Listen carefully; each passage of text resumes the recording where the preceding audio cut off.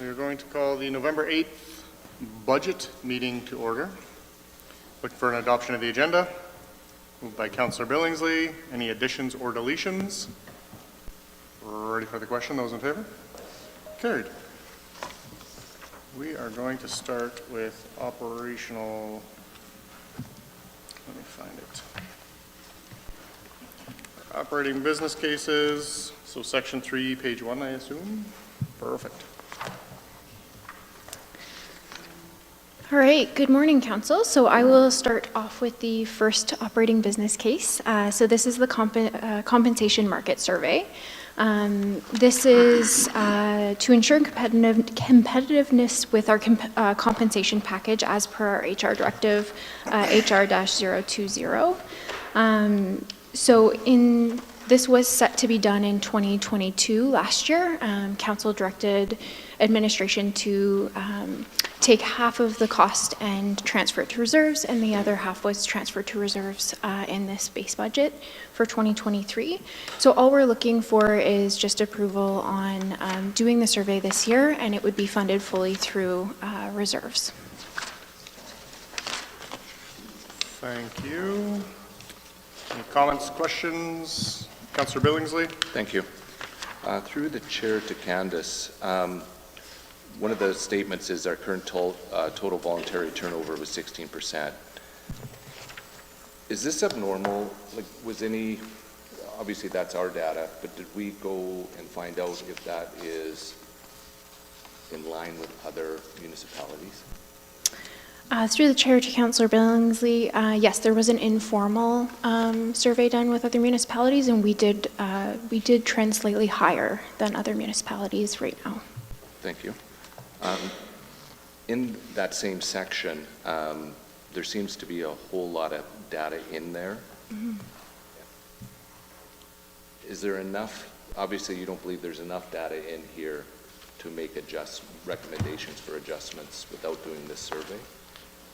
Through the chair to Councillor Billingsley, correct, yeah.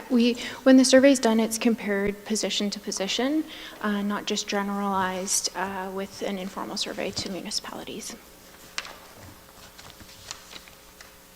And so once the survey's done, is there monies available? It's fine to have a recommendation, but is there monies available for implementing those recommendations? Yeah, through the chair to Councillor Billingsley, not currently. So how it was done in the past is the survey was done, and then in the following business year, it was a business case brought to council through budget process. So then I guess for me, if we're not putting the monies aside for the end result of this survey, why do the survey? Or if we're doing the survey, then we better put away monies for the results of the survey. That's my comment on that. I would say that if we support the survey, we better be willing to support the funds that go along with it. Yeah, absolutely.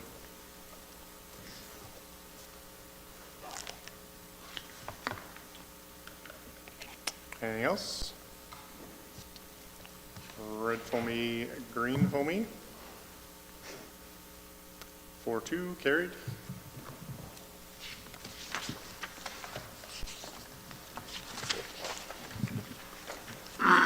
Mr. Mayor? Yes. Just one, Candace, you would, through the chair to Candace, sorry. You said it comes out of reserve. Which reserve? Through the chair to Councillor Billingsley, we have it in the stabilization reserve. Thank you. All right, so moving on to page 6. This is an annual operating business case that we submit through our Human Resources Department, and this is to apply the cost of living allowance to employees' base salary. Typically, we come in line with our recommendation at CPI. This year, CPI in the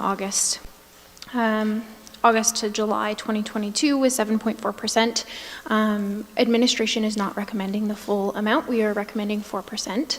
And that really just comes down to, we understand that there is limited dollars that council has available during this budget cycle. So the 4% was recommended, but on page 8 you'll see there are different options that council could consider. There's the full 7.4%, a 3%, 2%, and 1% option, and you can see the totals there. And this would be directly a tax, an increase to the tax base, not funded through reserves.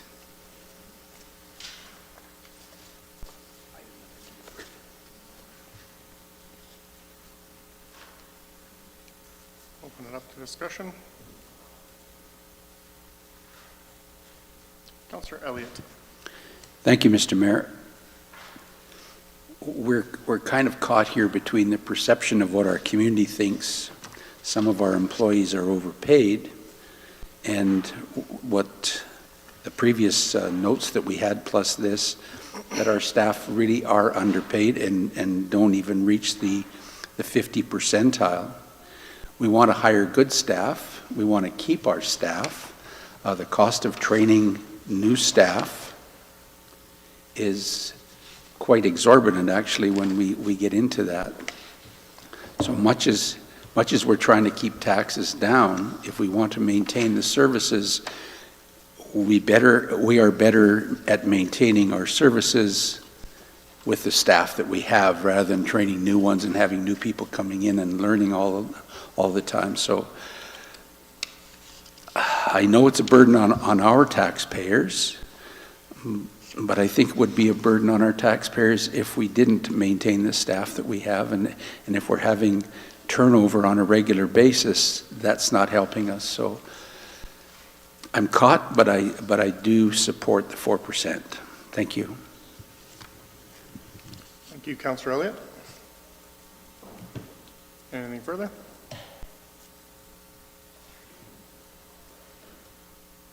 So this is 4% for cola, red foamy, green foamy. Carried 4-6, 4-2, 4 out of 6. I told you fractions were hard. All right, continuing to move on, page 9, we have the information management file structure. So in the future, we will be looking to bring forward a information management, records management system to council to consider. But in the meantime, we will really look to organize what we do have and create structure within that, and then get rid of any duplicated files and really update our retention disposition schedule, and then align our files that we are retaining to that update. So this is, to answer a question that came through last night, this would be contracted services dollars, and it would take the entire year next year and impact all our departments. So this would be creating the structure and then going through and implementing said structure next year.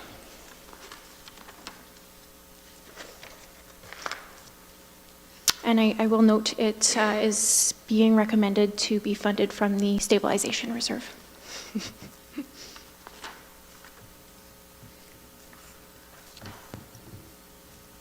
Councillor Elliott.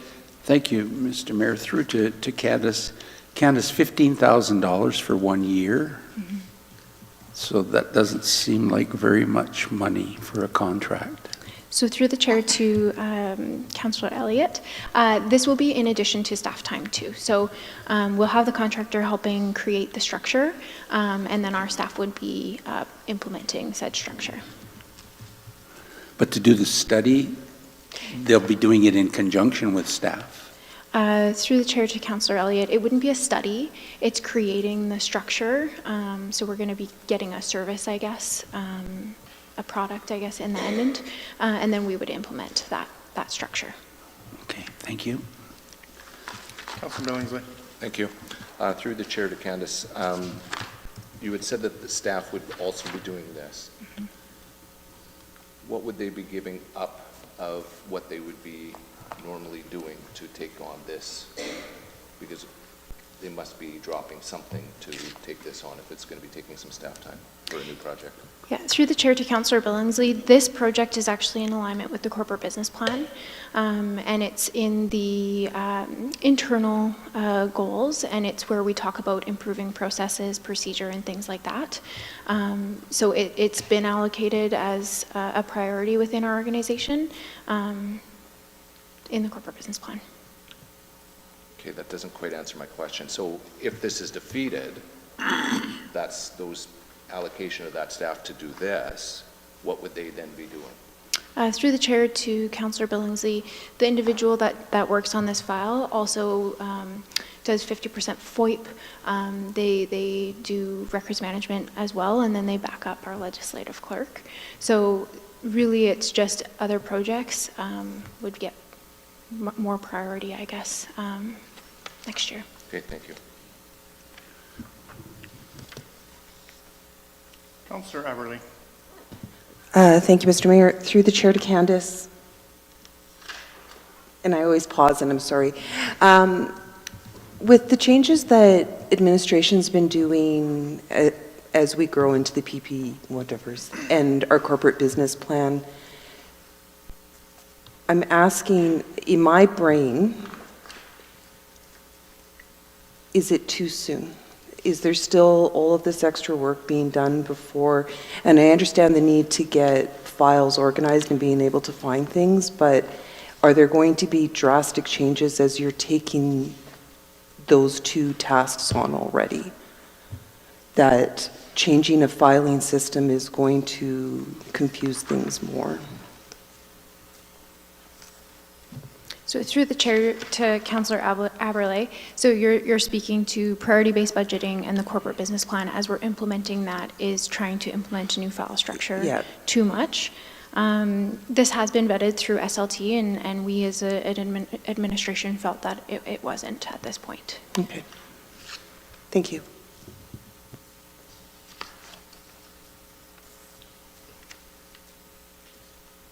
Councillor Billingsley. Thank you. To Candace through the chair. So if this is defeated, would that said person that is currently on staff still do some of this or implement any of this, or will this be taken right off the table? And obviously not having the contractor come in as well. Through the chair to Councillor Billingsley, we would do what we can next year. We certainly wouldn't be able to get through a full file structure, but maybe we could look at the update of the retention disposition schedule, but we likely wouldn't get that implemented. Thank you. Councillor Nielsen. Thank you. Through the chair to Candace. So once the file structure is determined, how long does it take then to move from file structure construct to file realignment, reorganization, and implementation? Through the chair to Councillor Nielsen, we're hoping within 1 year. And it'll be different depending on capacity of different departments. But this is a need that we're already seeing department managers ask for. There needs to be structure in the way that we're saving documents, and currently we're lacking that. So you've described the somewhat urgency to move forward on this project. Is there any way to move this project forward more quickly rather than drag it out over 2 years? Through the chair to Councillor Nielsen, potentially, we could potentially ask for more money, but this was the request that came through, because we also don't want to place too much pressure on the department managers, because ultimately file structure is going to be held by records management, but the actual implementation of it and upkeep and maintenance of it is going to be up to our department managers.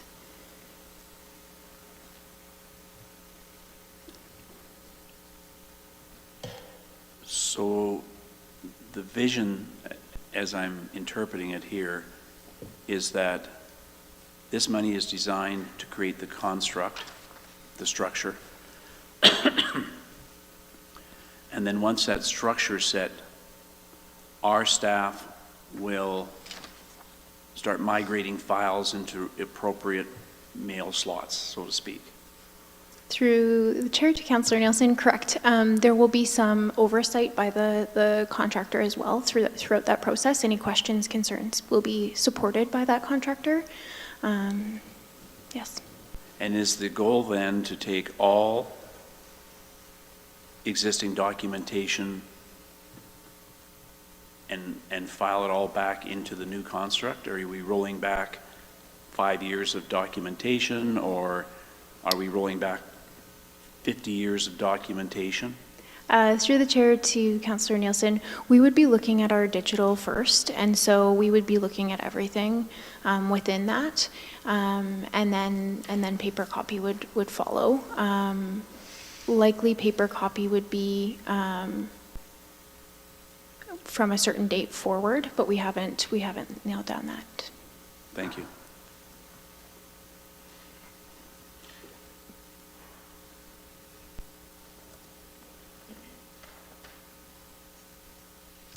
Anything further? We're looking for $15,000 coming from reserves. Information management file structure. Green thingy, red thingy. Carried. 5 out of 6 or 5 to 1 Or 1 to 5. or 1 to 5? Yeah, absolutely. I like being the odd woman. I know. If you didn't, we'd have other questions. If you didn't like doing it, I'd have other questions. Love you. All right, moving on to page 11. So this is an IT security audit that we are recommending be carried out in 2023. This audit would aim to uncover vulnerabilities in our network and recommend appropriate mitigation or remediation to reduce or remove the risks. The last audit was done in 2017, and as you know, since then we've done a lot within our IT department. We, previous to I guess COVID, did not work from home and didn't have the ability to remote in. So there's been a lot that has changed within the structure of our IT assets and network. So we are requesting that we do move forward with this audit in 2023. The total expense is $30,000. It would be a contracted service, and it would likely only take a week for someone to come in on site or remote in and basically try and hack our system and see where the vulnerabilities are, and then an additional 1 or 2 weeks to provide that report back to us with recommendations. And it is coming from the IT reserve.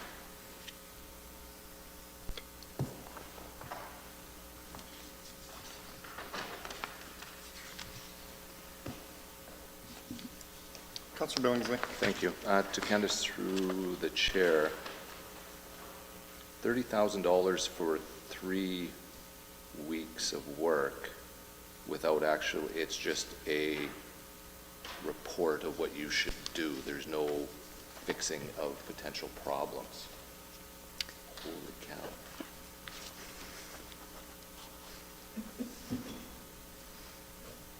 Correct? Like that, Through the chair, yes, that is correct. thank you. Councillor Blatz. Thank you. Through the chair to council. I don't know why, but I've been reading up a lot on IT security risks, and I think it's because it's been all across all of the boards that I sit on. It's been one of the highest topics of conversation, especially with the IT security risks we've been seeing across municipalities lately. So I think that this is a really important business case that we have in front of us, because it could cost us millions if we do have a cybersecurity attack, and that's why I think that no matter what the cost, this is worth it. Thank you. Councillor Aberley. Thank you, Mayor Gandam. I was about to say the same thing through the chair to all of us. I don't think that we can afford not to do it. And then as an aside, I do wish I went into a different line of business.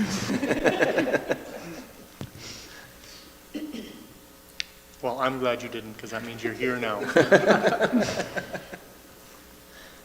Councillor Elliott.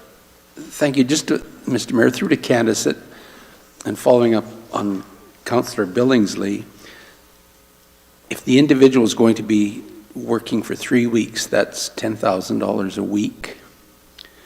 At 40 hours a week, if the individual is working 40 hours, that's about $250 an hour.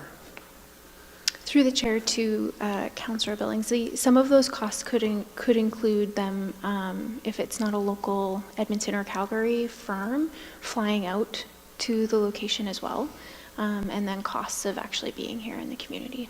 So that's because they're so specialized? Correct. Okay. Thank you very much. If I can just note, we do have a quote for this, but we still do need to go through the tendering process as well on that.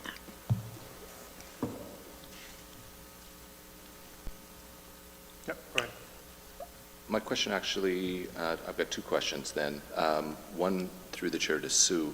Are we insured for cyber attacks? And if so, is there a deductible?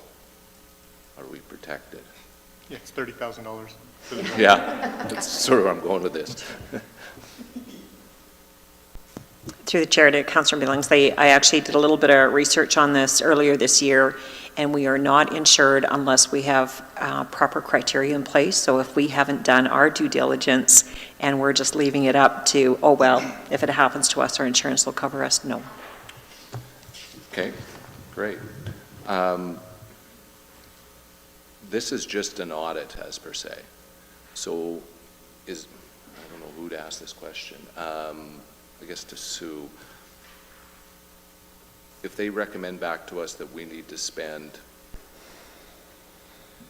more than $30,000 on fixing our issues, is there money available to fix the problem? Because it's one thing to be told about the problem. Now, is there a plan in place to fix the problem? Through the chair to Councillor Billingsley, I can take that one. So we do have dollars available in our IT reserve that if we needed to, we could come forward and ask for that. But we're hopeful that it would just be, updates of process and procedure and things like that behind the scenes that we may not even need monies for. Excellent. Thank you. Go ahead, Councillor Elliott. Thank you, Mr. Mayor. Just a comment, the Yellowhead Regional Library just was looking at insurance, and it just costs an extra $15,000 for this kind of insurance with Yellowhead, which is a much smaller organization than the City of Wetaskiwin. So I think the $30,000 is probably very well spent. If we get one hack, it could be millions. So.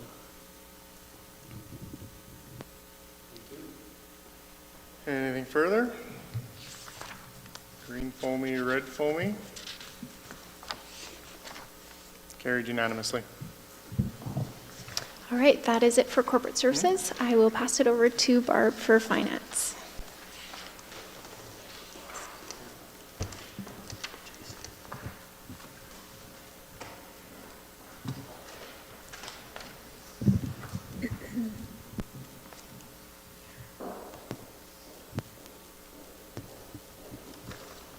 Thank you. We'll start with the first for City Assessor.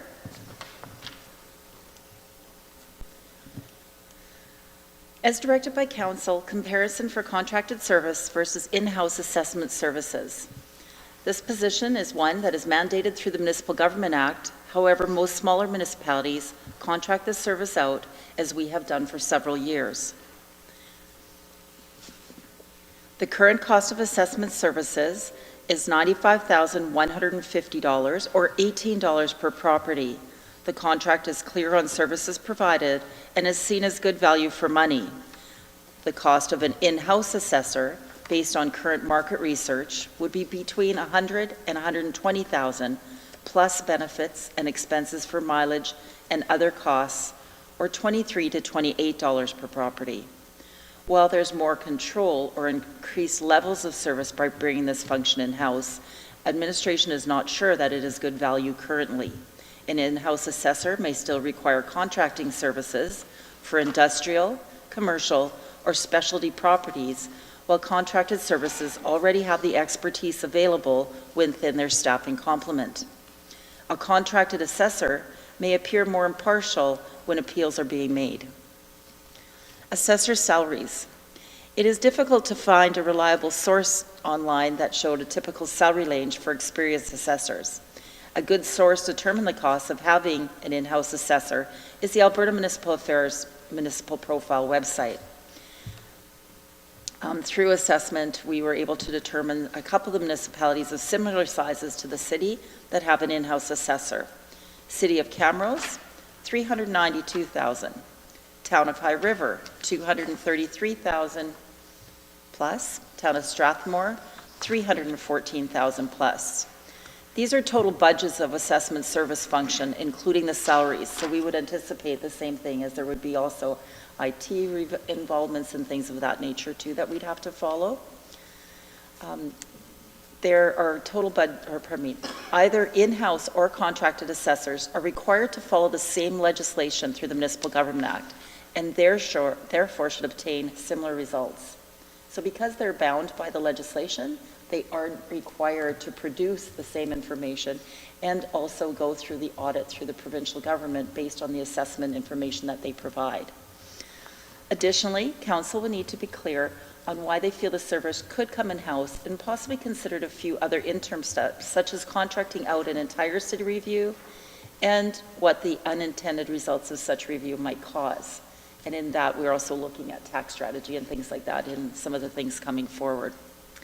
If the position is approved, there would be a risk we could not find an assessor, and that this mandated service is at risk of putting the city offside with the legislation.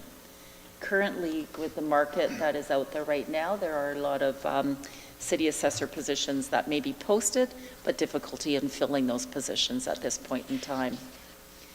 Additional risks are related to internal equity, as compensation for the position falls in our manager level, which would create some disparity. A suggested cost of this would be about approximately $158,600 to start. So we're just putting that in for your consideration. If you'd like to take a look at that, please. Councillor Nielsen. Thank you. Through the chair to Barb. I'm having some trouble with sorry, I'm not having trouble. I'd like some understanding of the dollar figure of 158. So if the cost is 158, but we're already budgeting 95,000 for contracted services, then the net impact would be $26,000. We're already budgeting 95,000, and if you're looking at an expense of 158,000, that's closer to over $60,000. We're budgeting how much again? 95. We're budgeting 95,000, And you're indicating this would be, over 158,000 with benefits for that person.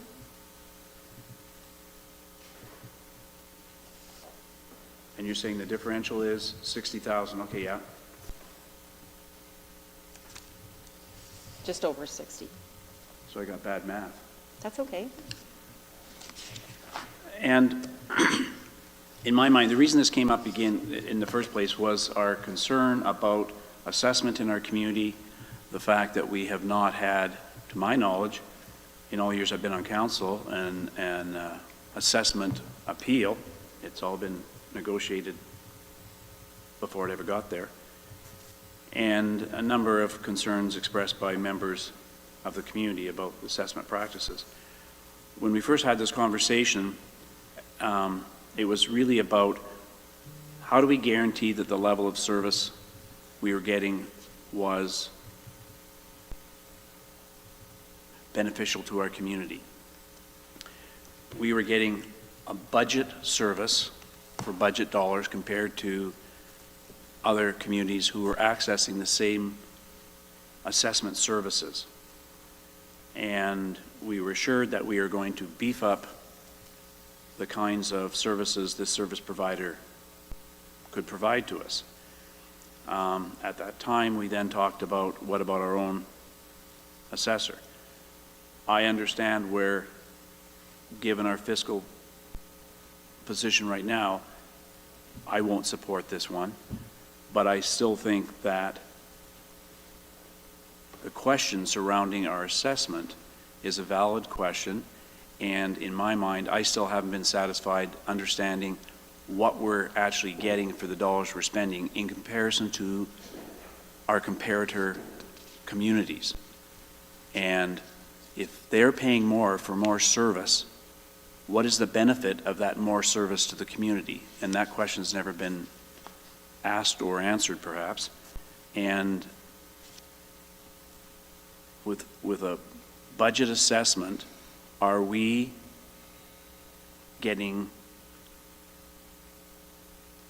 the kinds of service that we think we need for appropriate assessment in our community?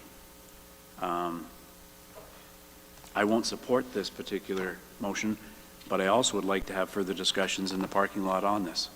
Thank you.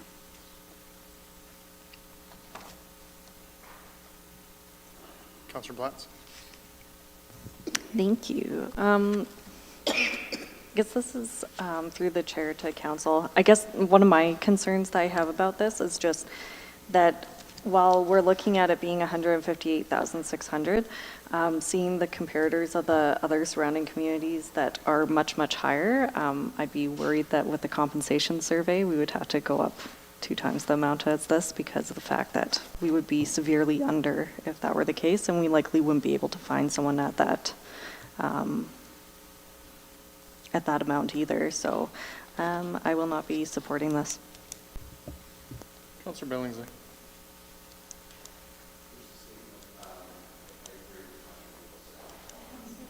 Mike? Thank you. Through the chair, I agree with Councillor Nielsen that I won't be supporting this either, but I do want to have that conversation about what level of service and what we're looking for in an assessment. To Councillor Blatz, I'm going to assume that this 392 and 233 and 314 is just not one individual. That would be my guess. Don't know that to be fact, but I would think that probably they're not making $300,000 a year. That would probably also incorporate in there some of their IT or system and additional staff like secretarial staff and things of that nature that they would require. And I guess that's something that we would also have to look at, that we would, yes. Good. So can we put that into the parking lot? Councillor Elliott? Thank you, Mr. Mayor. Did we not, when we were discussing this previously, determine that our staff could provide direction to the assessor? Sue? Through the chair to Councillor Elliott, the discussion was that the assessor could provide other services if council wanted to, but that would be at an extra cost. So we need council to tell us what other services you want, and then we could get a cost for it. We did go to them. We had a lot more involvement in this year's process where we picked certain properties and had them review those and explain them to us, and that was shared with council as well. So anything over and above that would need direction and additional funds. Thank you very much. Anything further? Red foamy, green foamy? Defeated unanimously. But it is in the parking lot, sir. Thank you.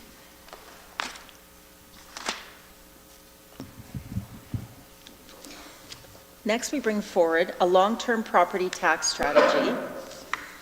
Property taxes are a key revenue source for the city of Wetaskiwin, and due to their importance to both residential and the local businesses, it's prudent for the city to periodically evaluate the tax rate, tax structure, tax split, and incentives provided, and assess how these items may be affecting the various taxpayers in the community.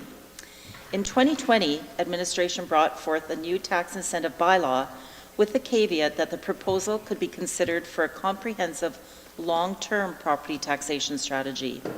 In September of 22, Council directed administration to look at the airport and develop options for a tax strategy for the airport lands to be considered during the budget deliberations. There is a business case just following this for that as well. That again brings forward all of the other areas aside from the airport. So we'd like to look at the long-term property tax strategy, which should address all tax rates, taxation classes, the residential to non-residential ratios, and other potential developments incentive bylaws. This project links to Council's strategic plan through the economy goal. Specifically, the tax strategy is listed as an action to be completed. A long-term property tax strategy that reflects community feedback and considers the community vision and will aid in council in short and the long-term decision-making to ensure the city is financially sustainable. As this strategy becomes a roadmap for financial decision-making, the greater public will be informed on how and why certain decisions are made.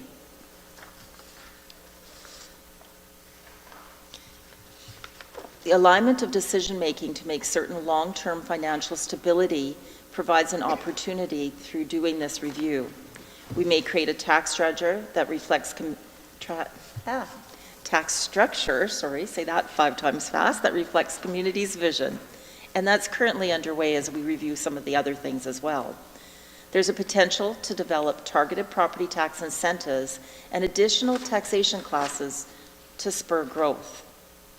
This may result in tax structure recommendations that are viewed negatively by certain areas of the community.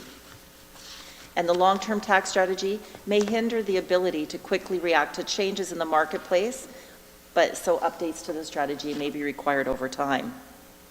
At this point, we're looking at approximately $55,000 to cover. That will be in reference to some consultation or consultant fees in order to secure the tax strategy and provide recommendations coming forward. Any questions? Councillor Elliott? Thank you, Mr. Mayor. I sent questions in last night, and we're going to be reviewing the tax structure, but we're also in the next, and I know I'm talking to the next one, and I think I should be allowed to do that, even though it's not what's on the table, but we're talking the airport study at $70,000, and in this one at $55,000, so there's $125,000. I don't know why we can't incorporate the airport into this tax as well. And I know it's a specialized area and everything else, but under the opportunities, it says may create a tax structure that reflects community's vision. I don't know why we have to have 2 separate tax structures and pay $125,000. Thank you. Good. Through the chair to Councillor Elliott, I did answer that email this morning, so you may not have seen it. The tax strategy is for citywide, and it's to hire a consultant to come in. The airport tax strategy is a reduction in taxes collected of $70,000. So if you go with any of the proposals, there's different options within the tax strategy. You would be losing tax money to support the tax strategy that we've already presented as part of the airport.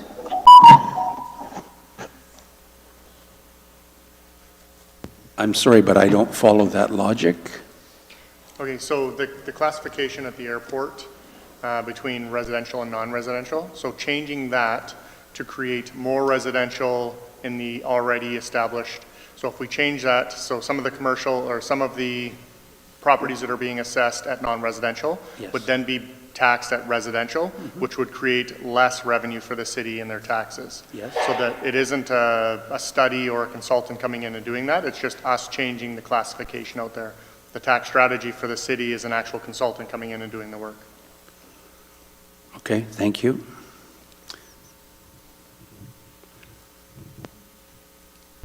I don't understand why the second one is going to cost us $70,000 then. That's lost revenue. It is.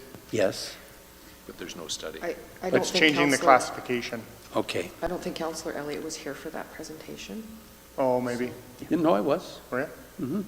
Yeah, it's just changing the classification. So depending on where you put the needle of residential to non-residential, it could be $50,000 in lost revenue or $157,000 in lost revenue. Okay, thank you. Questions asked and answered. Anything further?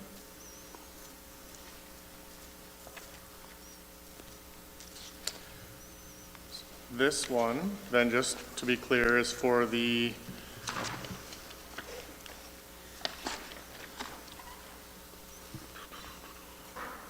consultant at $55,000 coming from reserves.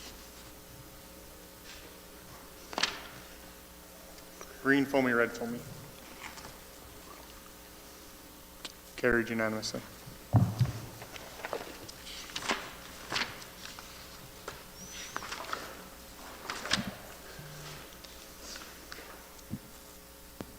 Vern, do you want to come up and present the next one?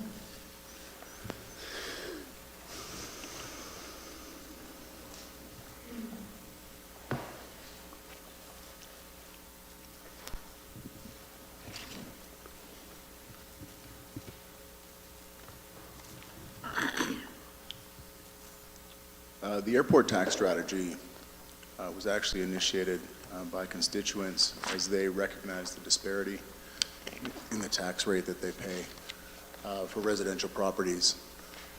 As council will be aware, the Skyport development opened the opportunity for residential properties on the airport lands. And this is quite a unique situation as we've tried to benchmark this with other municipal airports across Alberta. We're maybe the only one that allows for residential properties on airport lands. So as a result, we have residential dwellings that are paying a commercial tax rate for their hangars, essentially their garages, for assets that maybe aren't as, pardon me,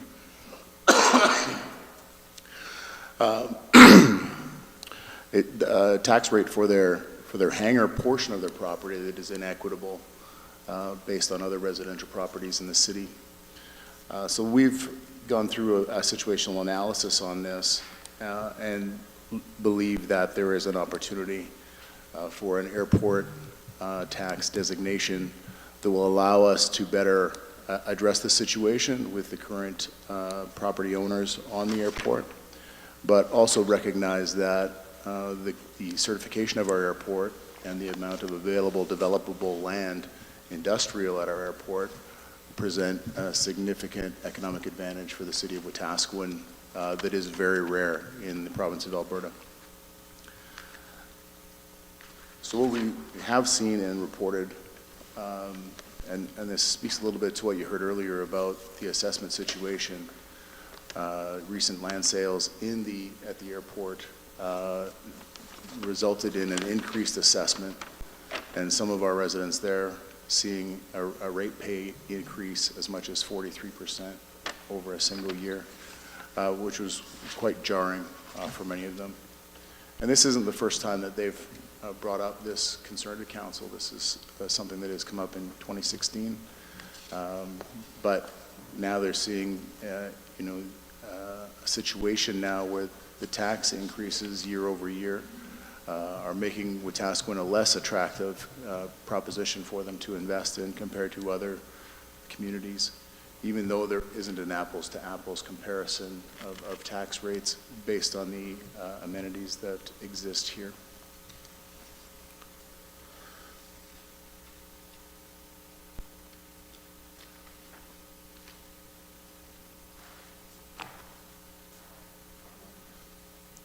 What we'll see is that looking at a reassessment of the residential properties that are purely residential with no commercial activity happening on those properties could potentially be a $70,000 impact on the bottom line for taxation.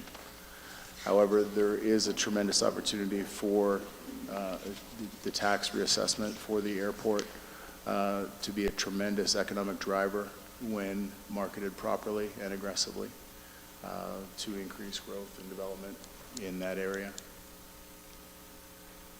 I don't entertain any questions at this time that you may have. Councillor Aberley. Thank you, Mayor Gandam. Through the chair to administration and maybe council.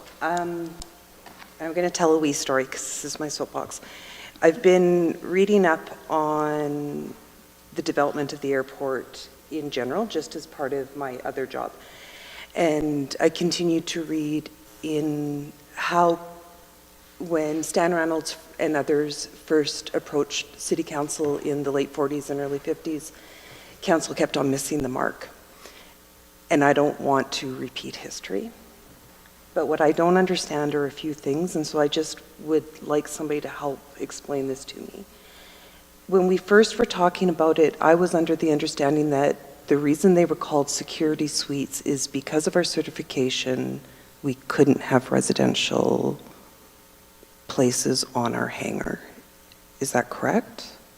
Or not on our hangars. We couldn't have residences because of the airport certification, residential properties attached to our runways was a no. So did I misunderstand that? Yes. Due to the designation of the land use of the airport, the priority needs to be for aviation-related functions. So we wouldn't want to find ourselves in a situation where we were building properties there that are solely residences. So the security suite was ensuring that there was still going to be an aviation-related function. So at a period of time when that property may overturn, or maybe someone isn't interested to live on the property anymore, you still have a commercial building there, a building built at a commercial standard that could easily be transitioned into commercial or industrial property. Could you live there without an airplane if you did not own an airplane, or were going to rent out your hangar to an airplane? That would then be a commercial use, which would actually be quite amenable. That makes sense to me, interests. commercial use. Thanks, Vern.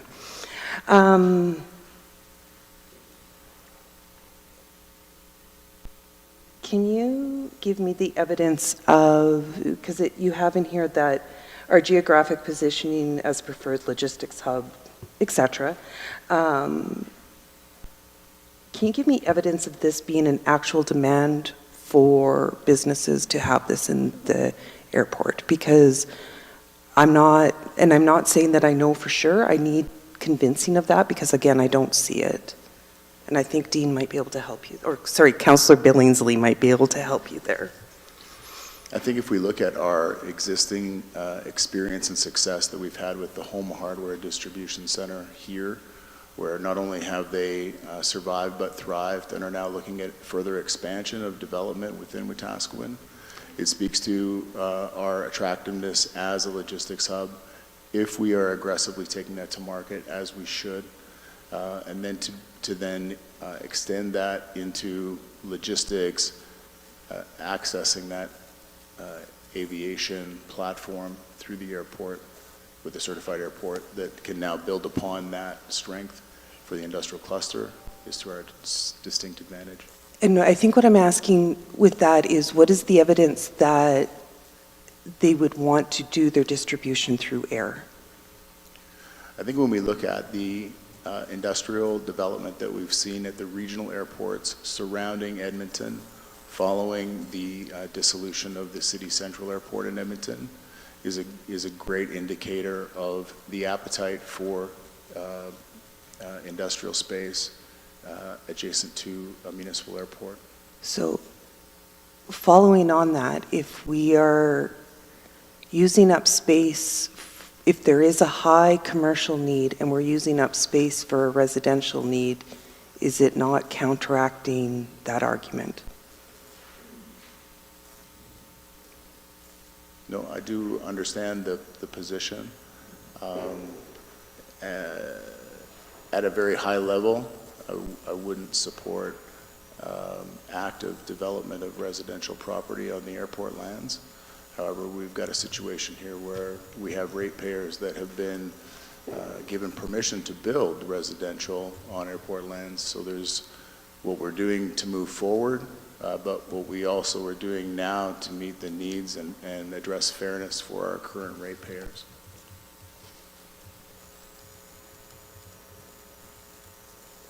And then just one last question to administration. And it's because we've talked about this in other things. What percentage of our population uses the airport?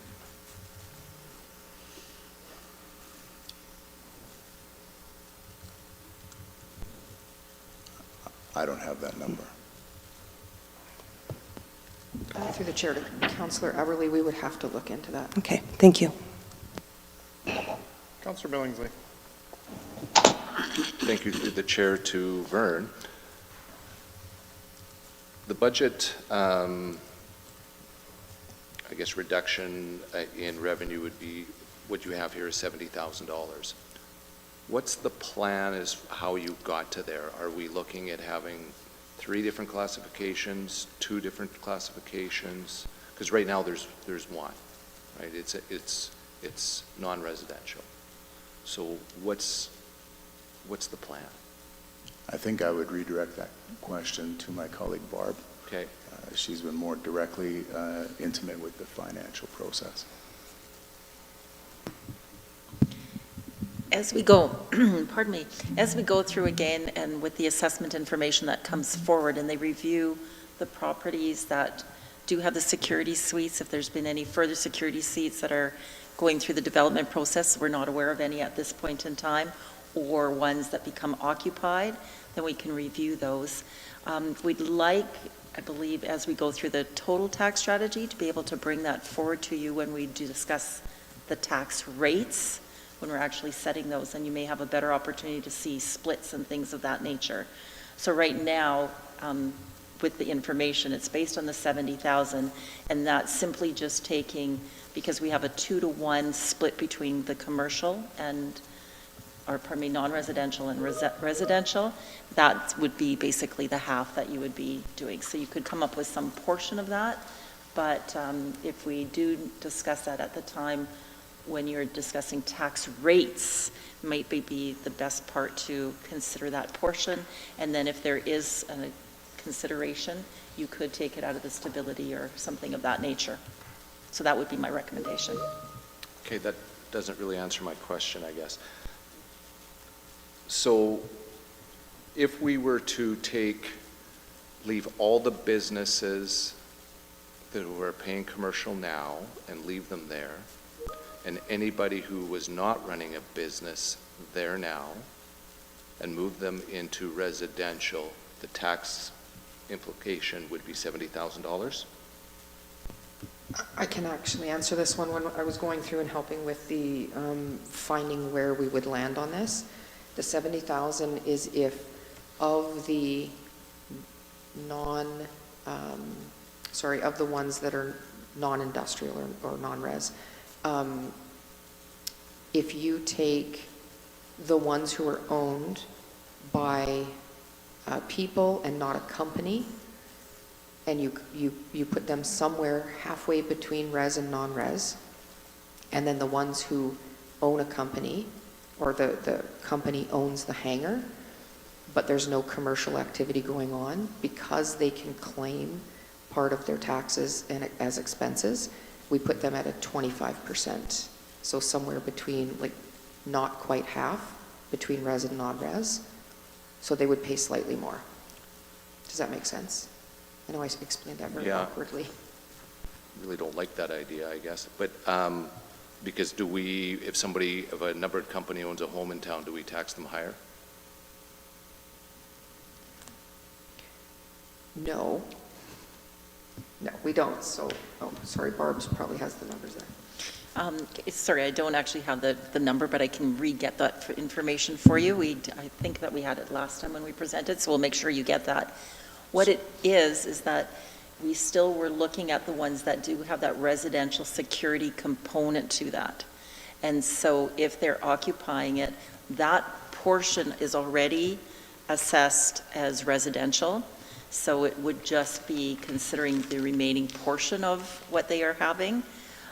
We don't, but because there is that opportunity that they have to run that as a commercial, and considering that it is still an airport operation, that is why we kind of gave the suggestion of a 25%, just to encourage that growth for right now. Is this the place to possibly make a suggestion on a strategy? What if we looked at leaving commercial, anybody who's running a business, leave it where it is. Anyone who has a suite, security suite, a residence, and turn them into residential. So if someone lives there or has a suite. And anybody who does not have a suite but is not running a business, somewhere in between. So that you'll have 3 classifications, one for commercial, one for residential, and if they aren't residential, in other words, they're using it as a storage facility for their airplane or whatever they have in there, would be somewhere in between. They're not running a business, but they're also not living there. With that, I guess that's, to me, would be reasonably fair. But I don't know what the implication would be as far as tax goes. And that's one thing, but also the spurring of economic development out there. I mean, that's really what we want to see as growth. When we've got a 0.25 increase in growth is a little scary, if not a lot scary. I want to do what we can to get that number up, and what can we do? So I guess my question then to administration, to finance would be, with my plan or idea, what would it cost us in lost revenue as far as taxation goes? And I'm sure that can't. Anywhere between, again, just based on those properties, anywhere upwards to $135,000. Thank you. Councillor Nielsen.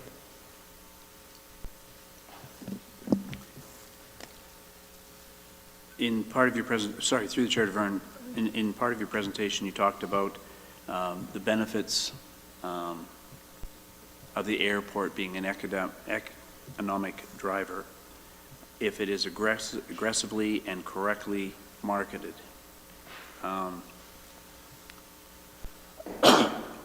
Do we know that there's an appetite to aggressively and correctly market it? Because there was a time when it was aggressively marketed, and there was a time when pressure was put on council to ensure that it continued to be a certified airport in order to aggressively and correctly market it.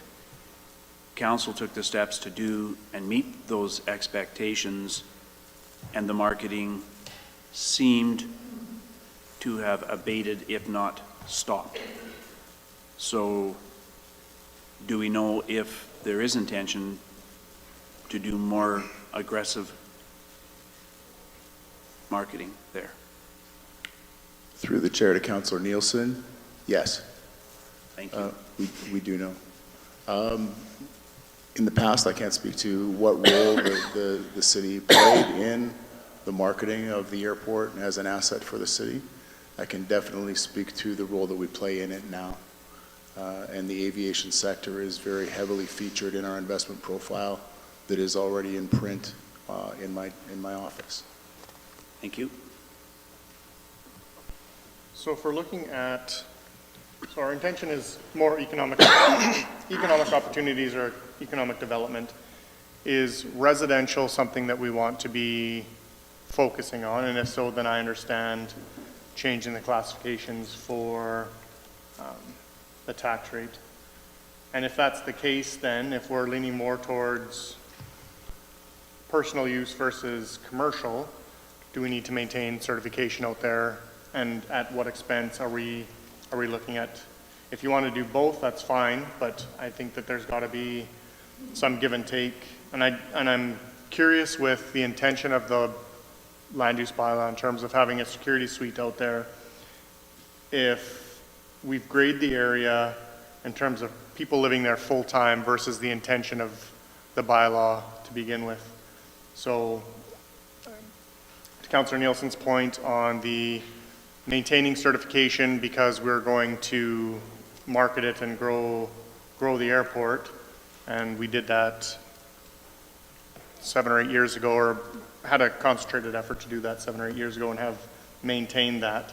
Not seeing the growth out of that after the closure of the city airport, not seeing the spin-off coming back to the community from that, the growth at the Edmonton International Airport, not seeing the growth or the spin-off coming from that. I struggle in us continuing to make the airport a priority when it doesn't feel, and I get that economic development is a marathon, not a sprint, but I, at some point, feel like you have to say, this may not be where we're going in terms of growth, and rethink what we're focusing on. So that would be something that I would look at.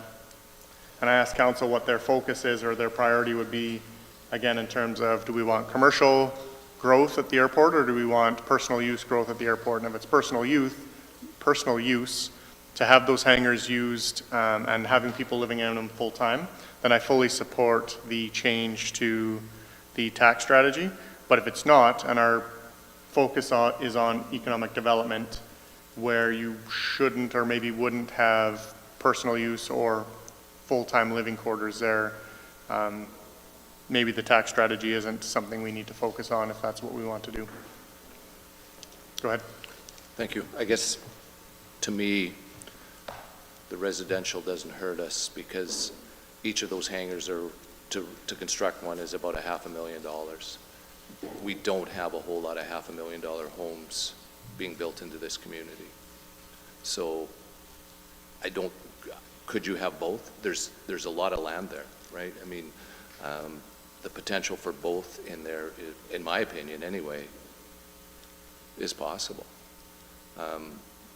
On that row that Skyport did put on, there is at least one, if not two, maybe three businesses as well as residential.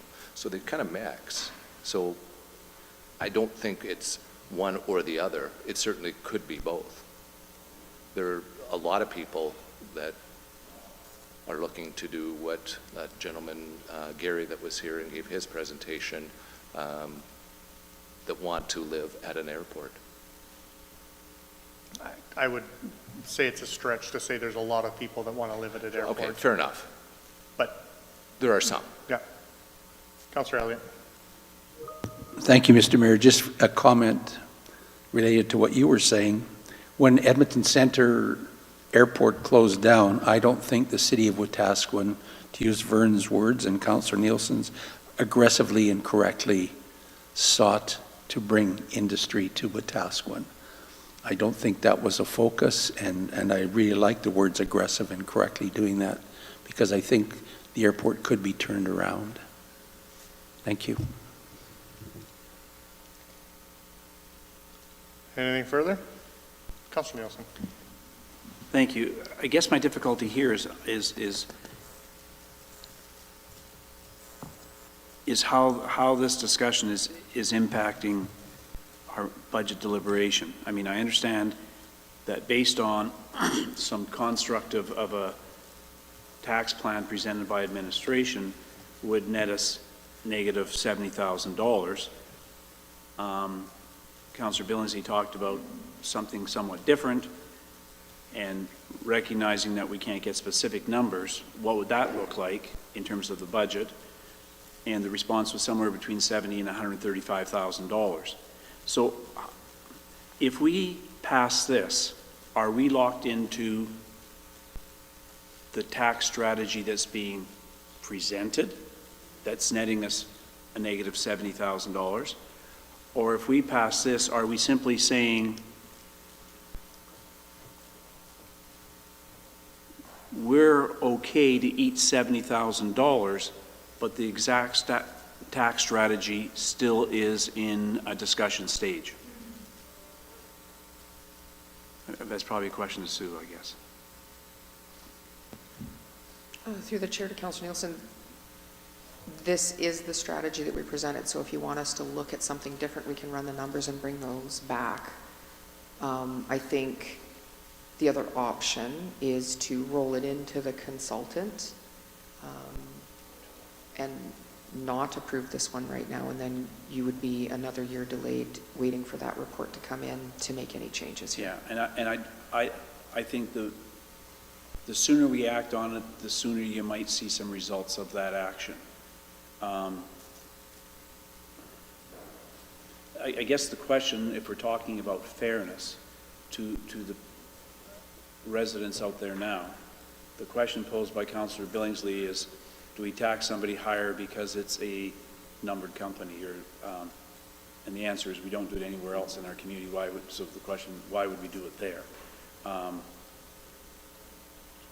And if we are talking about fairness,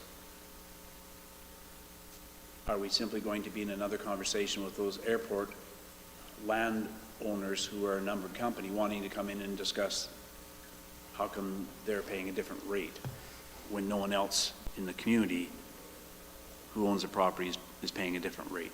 I don't want to get back into that conversation all over again. And so I like at least the discussion part of what Councillor Billingsley talking about, but I don't know what the financial implications of that are or would be.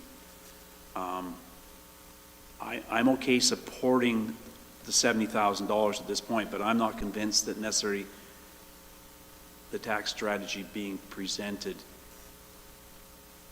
is necessarily fair, if that's what we're trying to accomplish. Could I suggest that finance run the numbers and we bring it back to the parking lot? I'd be very happy with that. Very much so. Thank you.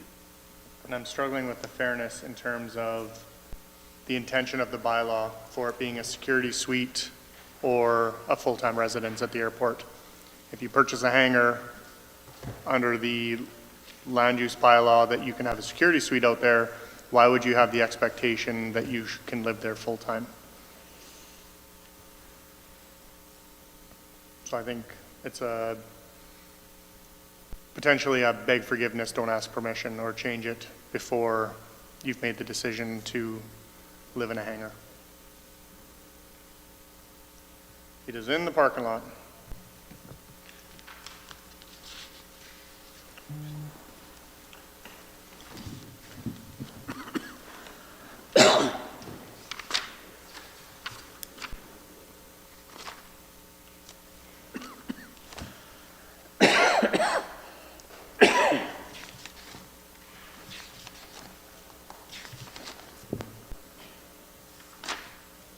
Fees and charges.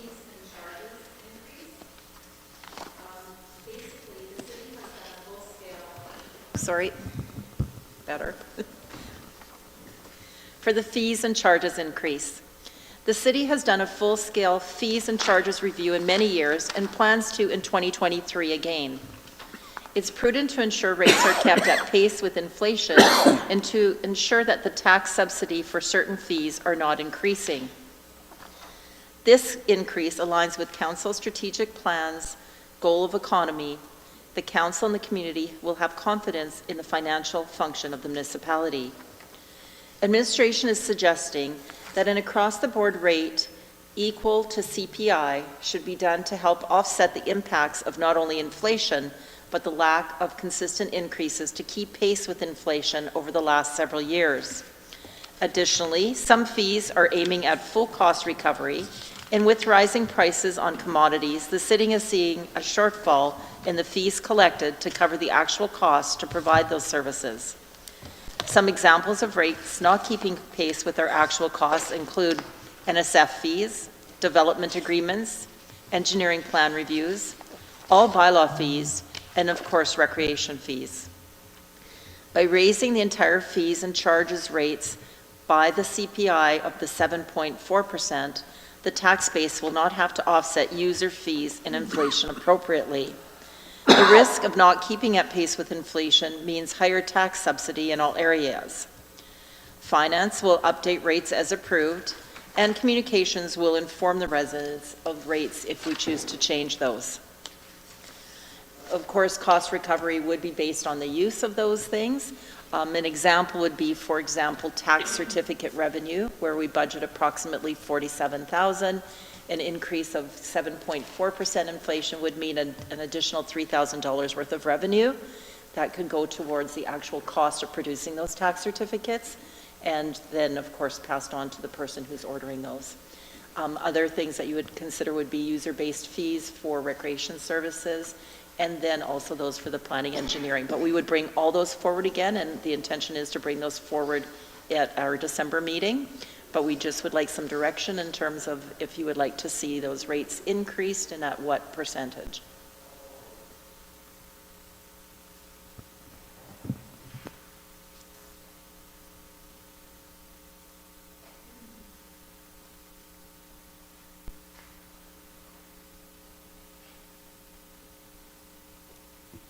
Any questions? Councillor Elliott? Thank you, Mr. Mayor. I sent a question saying that these should be dealt with on an individual basis, and the reply was the whole bylaw is coming December 14th, and we have recommendations. So admin will be making recommendations at that point in time. There are some that I think we can do full cost recovery, and there are others that I think that we need to look at. Going back to Vern's aggressively and correctly marketing, we have facilities in Wetaskiwin that aren't being marketed correctly. We have Ice Time that's sitting empty. We have the Memorial Center in By the Lake Park that are not being used all the time, those buildings. We have Manluck Center. I know we have staffing problems there, but there are a lot of facilities in Wetaskiwin that aren't being utilized to the max. And I really think that some of the rates that may be coming in for the aquatic programs may be a hindrance to some people who this may be their only outlet for activity. So we need to be looking at some of these individually before we can pass the 7.4% pell-mell. Thank you. Councillor Billingsley, did you have your hand up? Yeah, thank you. Through the chair, my comments are along the same lines as Councillor Elliott's. I don't know if we're competitive on the rental of whatever, or our fees at the aquatic center are competitive. To just blanket, we may be already charging too much anyway, or 7.5% isn't near enough. We're way below what the market is, right? And so I think that for us to wait for that report would probably be a prudent thing. I'm good with that. Anybody else opposed to waiting until we get it in a regular council meeting? Good. Okay. Moving along.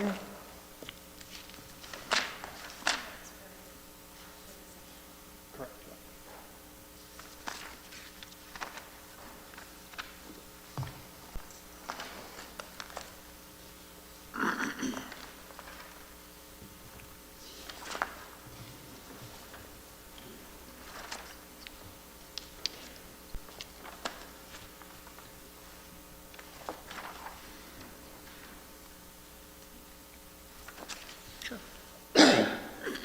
Perfect opportunity to take a 15-minute break.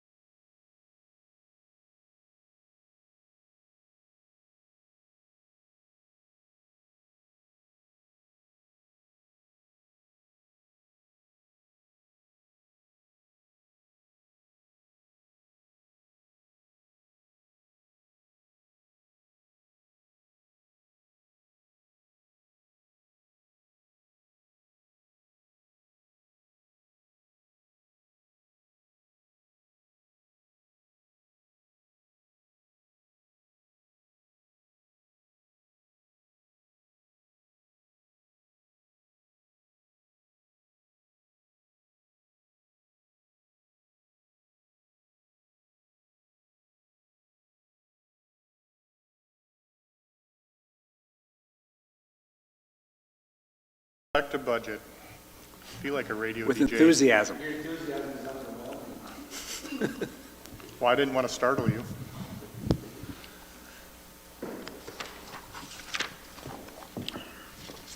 Planning intern. Good morning, Council. So for this operating business case coming forward, so as I indicated yesterday, we do have a planning intern on staff right now for an 18-month term. So this would be a second planning intern that we would get using the Provincial Municipal Intern Grant. Basically, the Alberta government provides funding for all municipalities to hire a recent graduate of a land use planning degree program into an internship program. It covers most of the salary for an 18-month term. And then, so basically what we would be requesting is for the additional $25,000 to cover the salary for the intern, we would be looking at utilizing the stabilization reserve to fund that. This says 60,000. Next page. Sorry, we just didn't update the Sorry. year My one thing, apologies. yeah.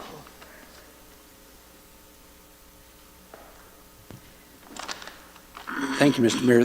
Through to Kathy. Kathy, would you foresee this as being part of a succession plan, that maybe these interns might morph into becoming staff? Through the chair to Councillor Elliott, yes, this would be an ideal situation where they would learn about the city of Wetaskiwin and all of our land use bylaws and things like that, and then they could potentially, once they're completed their term, we could hire them if we had a position open. Okay, thank you.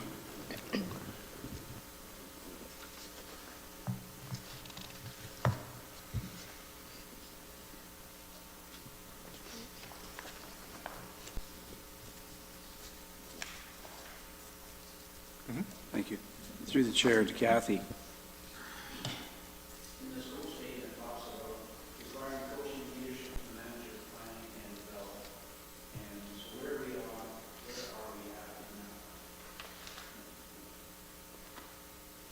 Through the chair to Councillor Nielsen, we are in the recruitment process of hiring a new manager of planning and development.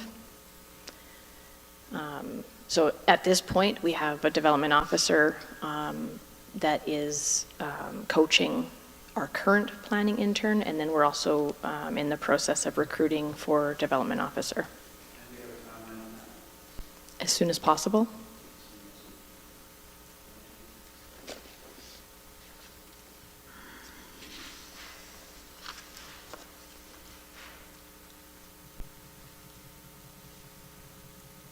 And any further? $5,000 coming from grants and reserves. No, $60,000 coming from grants and reserves. 25 coming from reserves.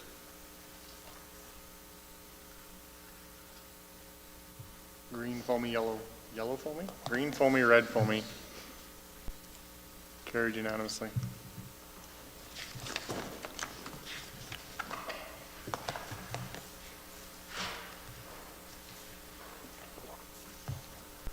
Airport master plan.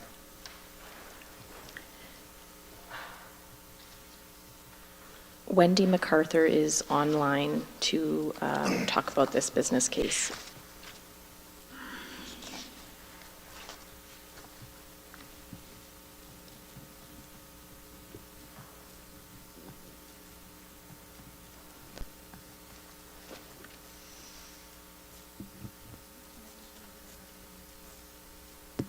Go ahead, Wendy.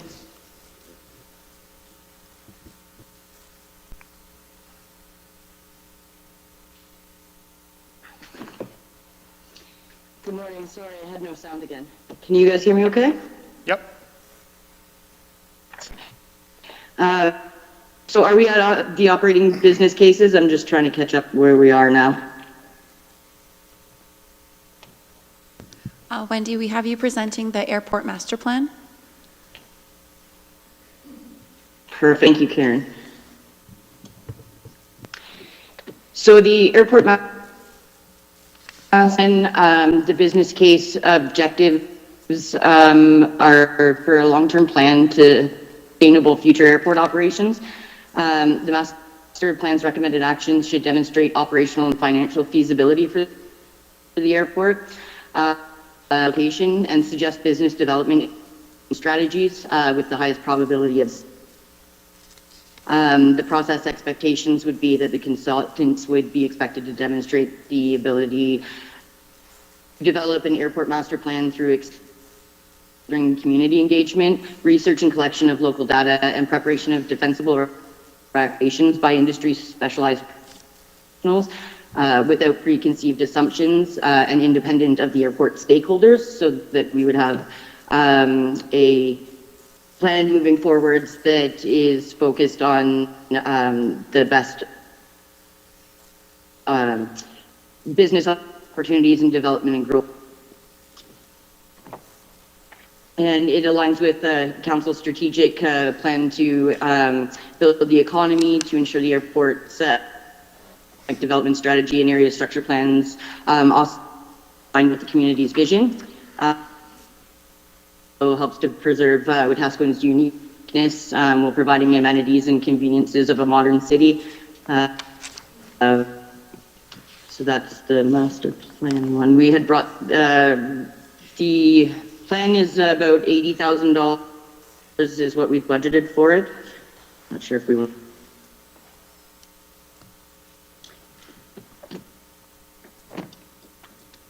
Sorry, I've been having technical issues today.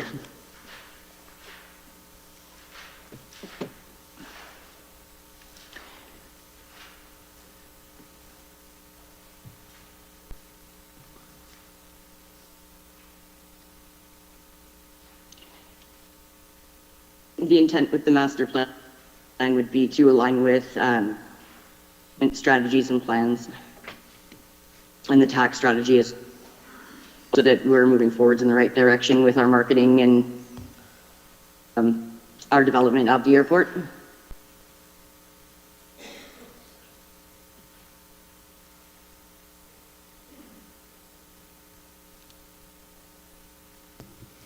We are proposing to fund this through a contingency reserve.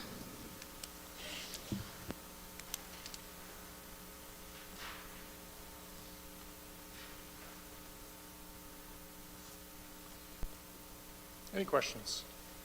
Councillor Nielsen. Through the chair to Kathy, why would this come out of contingency as opposed to the airport reserve? Through the chair to Councillor Nielsen, our airport reserve is sitting at $700. Well, I read that 7,000. Maybe that's why. Thank you. 7,000 still doesn't cover it. Maybe that's right. Maybe I've got better perception of my bank account than that.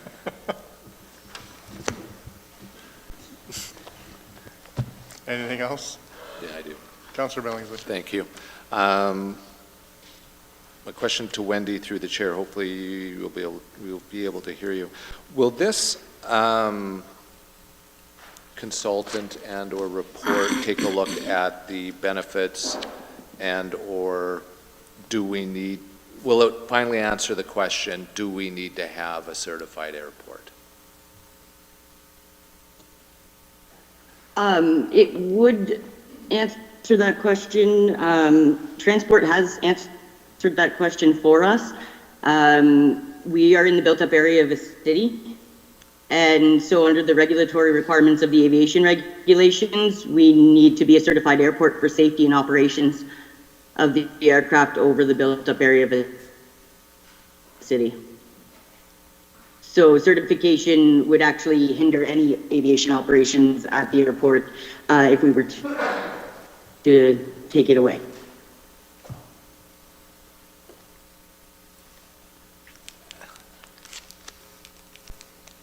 Councillor Aberley. Thank you, Mayor Gandam. Through the chair to Wendy, would this master plan include not recommendations, but impact of residences in the area?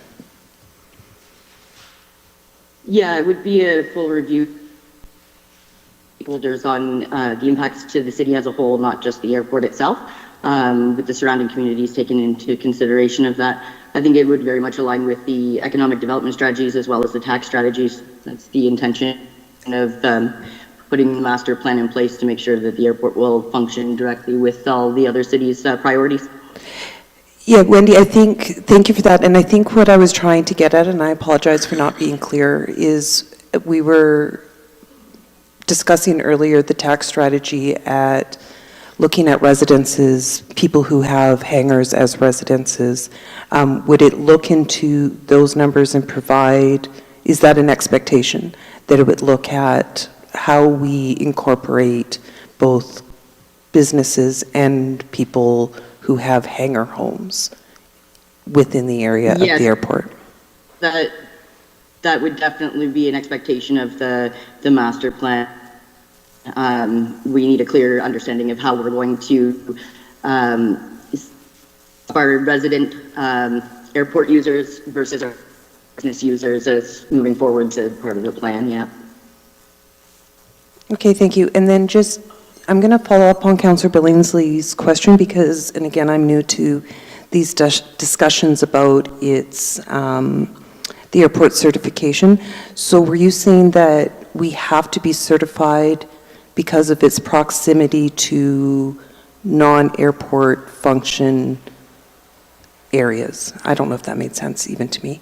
Because it's so close to...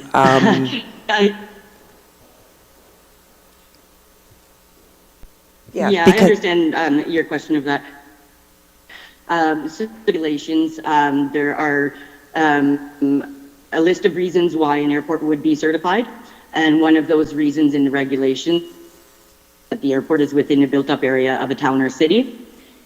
The other, it has a scheduled passenger service, items like that. And so with Transport Canada's questions of what makes us in a built-up area, we are considered in the built-up area, and so Transport wants to see us certified for safety reasons. Okay, thank you very much. Wendy, so if we didn't have certification, the airport would have to close, or would it be limited in its operations? It would be very limited in its operations, and the businesses operating out of there would have to get special permits from Transport to continue operating out of the airport. Okay. Councillor Nielsen. No, I'll defer. Thank you.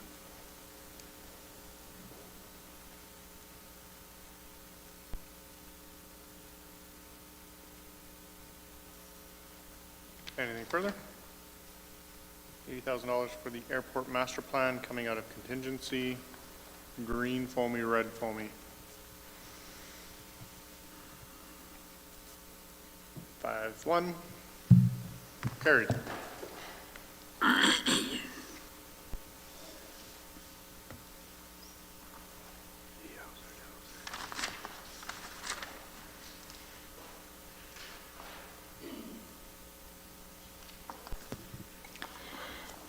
This next business case, I will also have Wendy talk about. It's our airport pavement painting.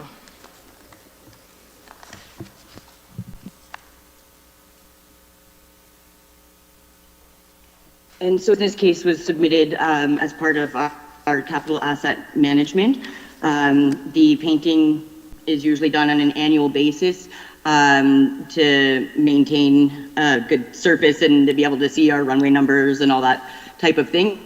There hasn't been an operating budget for that, and so we're asking to add that to the operating budget as an annual expense as a maintenance item for the new pavement that we've installed.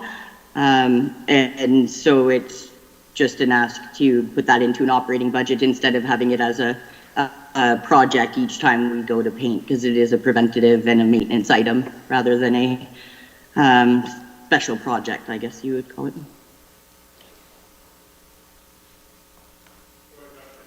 Thank you. Through the chair, I don't know if this would be a Barb question or a Wendy's question. The last time the lines were painted, then it would have came back as a business case. And I guess the question is, what it has here, we're going to be painting every year, but what have we painted every year for the last 40 years? Through the chair to Councillor Billingsley, I'm not sure exactly for the last 40 years of what has occurred. However, since we've done the pavement project last year, it's just, I guess, an expectation that we repaint every year, just like we do on our roads, because it does wear off. We can't use the thermoplastic paint on the runway because it's actually too slippery for aircraft. So we're looking to just make sure that we are doing our preventative maintenance and having the lines just like we would on our roads and crosswalks.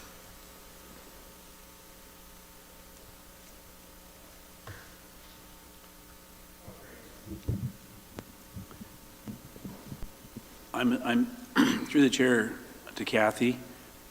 I'm assuming the paints on our city streets are wearing off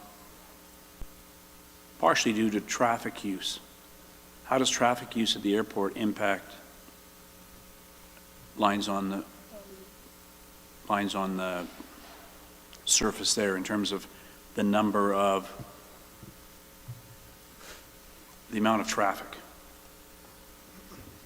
Through the chair to Councillor Nielsen, I'm going to actually defer to Wendy to talk about airport traffic. Thank you. So our airport traffic definitely does have an impact on our lines and our usage out there. We do take a regular account of what our paint lines and our asphalt looks like based on our traffic. And I can say it's gonna likely need to be repainted by next year. We still have quite high traffic levels out there, especially after COVID shutting down commercial traffic. The #1 aircraft in 2020 actually went to a Cessna, and our airport traffic did not stop during those times. We have a lot of agriculture aviation that also operates out of there, and flight training, which a lot of people found extra time to do when they weren't at work or had extra money from not being able to go on vacation. So our traffic levels are actually steadily increasing out at the airport. So Wendy, if I asked you, what is quite a lot of air traffic? Would you say 10,000 takeoffs and landings a month? 5,000 landing and takes off a month? What's quite a lot? I think we're in and about 20,000 in a year. Craft movements are a little bit harder on our paint lines as well, though, because they're basically lines that you would have at a stop sign on our runways. So they do have a little harder of a use on the runway on the paint lines than it would in other areas of the airport. So it does wear quite heavily because the aircraft are braking all the time on those paint lines. So. Thank you. Councillor Billingsley. Wendy, through the chair. So before the runway was resurfaced, when was the last time those lines were repainted? We repainted them the year before the runway was resurfaced with ADJOURNMENT, and we utilized some of our budget we had in operations for contracted services. We had since moved that over when we decided to do the maintenance and hire a partition instead of contracting out service. They don't have that budget as its own line item anymore. So that was the reason for a business case in as its own line item for maintenance.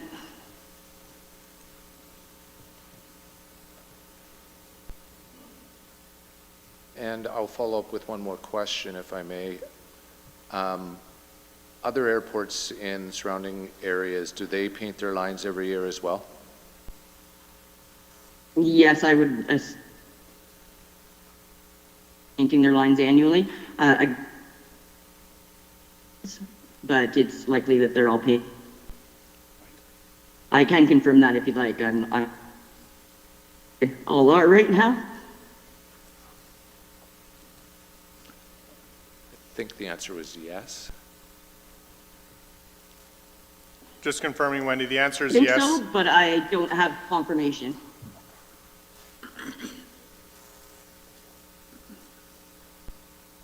Can we add this to the parking lot? I for think so, but I don't have actual, for can comfort? confirm that with other airports if you'd like. We can, depending on usage, depending on how a plane lands and where the lines are, like, if it's something that's required every year, then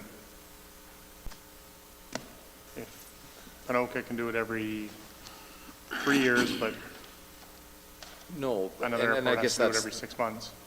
I'm going to guess that 32,300 is what it costs to redo the lines every year, right? I'm guessing that that's what this ask is. But if it's only done every 2 years, we would need a one-time, the first go-around at 32,000, but then we wouldn't need that as an ongoing amount because you would do it every 2 years. And I don't know if it's being done every 2 years or should be done every 2 years. Wendy, this needs to be done annually? I would assume that it does need to be done annually based on our usage, yes. Maybe I'll rephrase that. Should it be done annually, or does it have to be done annually? It should be done annually to be in a condition that's usable.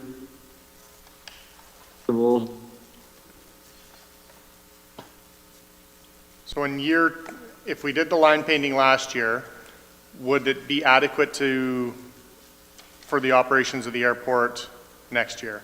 Or does it have to be done in order to be a safe operating airport? For me, I'm looking at, are we looking after the line painting in a gold standard, or is it a nice to have?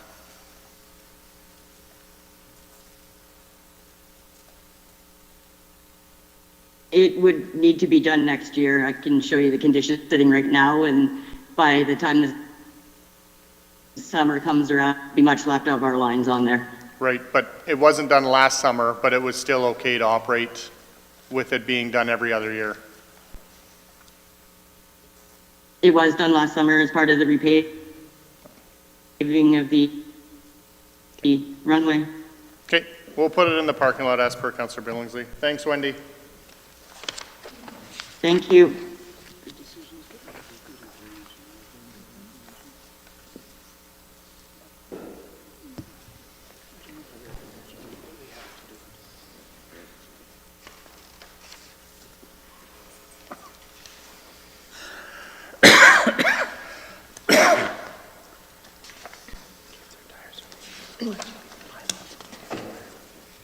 So our next business case is our culvert and bridge inspections. And I can't quite recall exactly the year. I think we did a report in 2018, but I think in maybe 2019, we did a few bridge inspections. Through COVID, we didn't really do many, but we want to bring this program back. Essentially, just checking all of our bridges and culverts in the city, making sure that we identify any maintenance requirements or replacement of anything with safety concerns that may arise. For 2023, we're proposing to do 8 bridge and culvert inspections for a total of $4,200, and this would come from our storm reserve.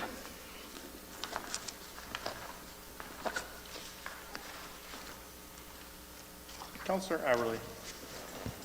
Thank you, Mayor Gandon. Through the chair to Kathy, I understand when I read through this that the money being asked for 2023 and even 2024 isn't large, but in the continuing years it continues to grow to quite large numbers. And so if we're accepting this project this year, are you also going to be requiring from us to be thinking ahead to the 2025 on and making sure that there's enough in the reserves for that?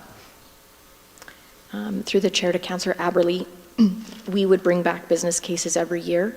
And in a future business case that I'll be talking about later, we're looking at starting to do more stormwater preventative maintenance, and therefore we would hope to build our stormwater reserves likely from a user fee.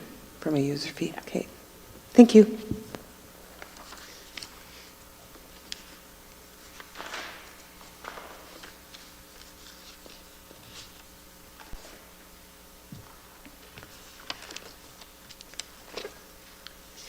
Any other comments, questions? Looking for culvert and bridge inspections coming from a reserve, year 2023 at $4,200. Green foamy, red foamy, carried unanimously.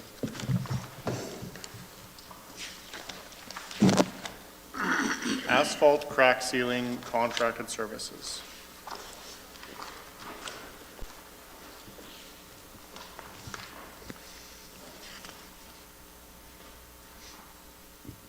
Welcome. Good morning, Council. So asphalt crack sealing contract service. This is a preventative maintenance methodology to extend the useful life of our road assets.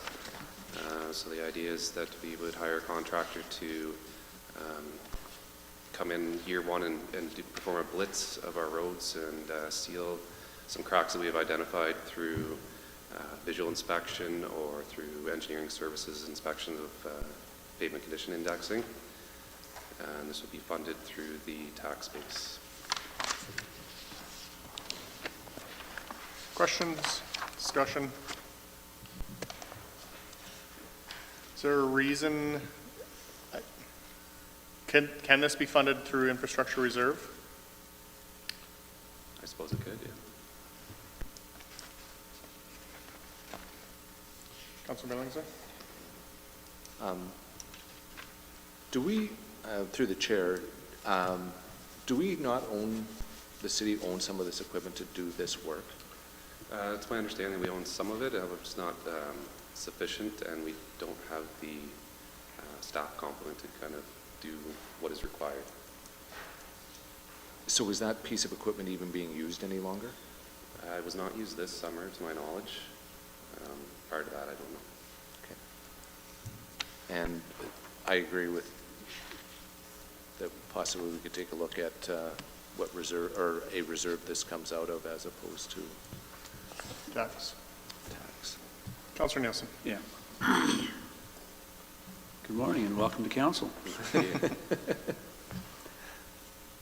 I guess I understand the concept of a contractor coming in and doing a blitz. But what are we going to get?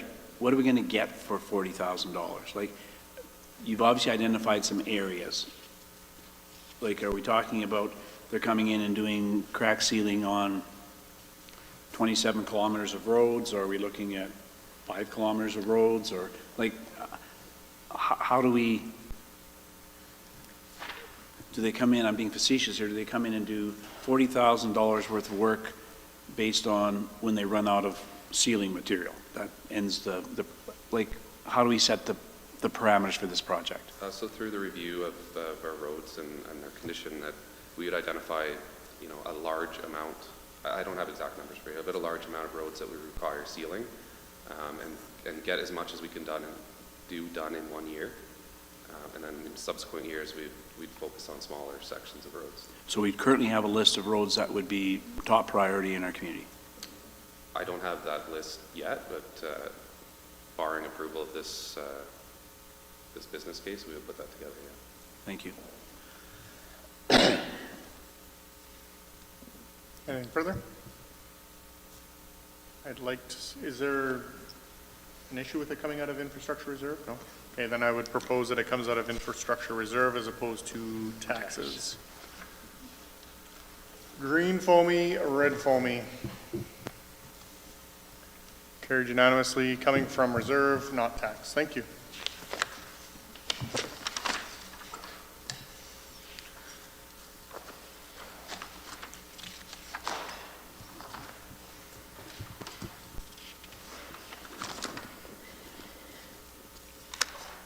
Okay, this next business case is for our sidewalk rehabilitation and curb ramps. So this was the one yesterday where I had them connected with a capital charter and I've split them out. So again, my apologies for having that in the charter yesterday and confusing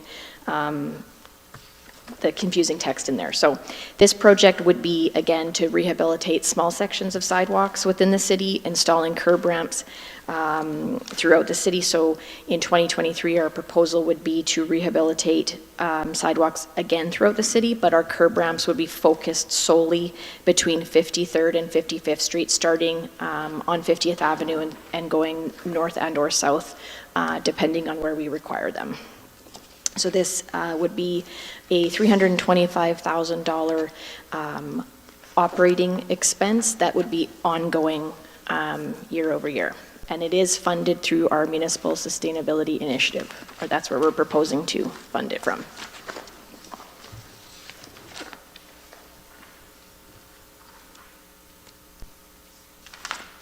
Yesterday, I talked a little bit about administration knowing the areas to do the work, and it's not necessarily the curb ramp, but a curb that was replaced on 48th Ave and 45th and between 45th and 46th Street, so just across from between the fire hall and the football field.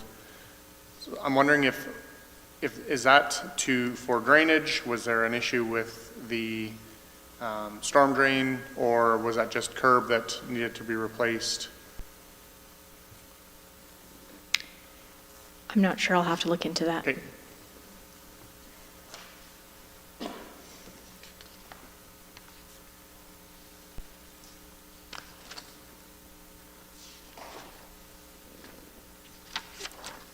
Sorry, Councilor. No problem.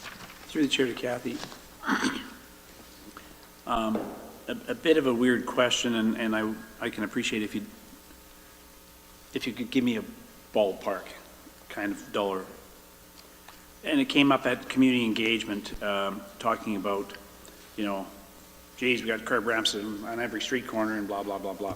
Anyway, do we know what the difference is cost-wise between just a normal non-ramped corner and the cost of installing a ramp? I'm assuming it's the time. It certainly wouldn't likely be material, I wouldn't think. Would you have any kind of guess on that at all? Through the chair to Councillor Nielsen, I don't, but I can find out that information. Thank you. And like I say, it doesn't really impact this particular thing. It's a response to community.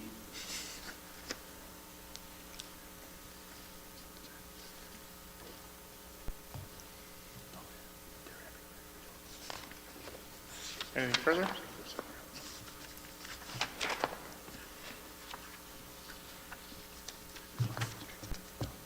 Sidewalk rehabilitation and curb ramps, $325,000 coming from MSI. Green foamy, red foamy, carried unanimously. Thank you.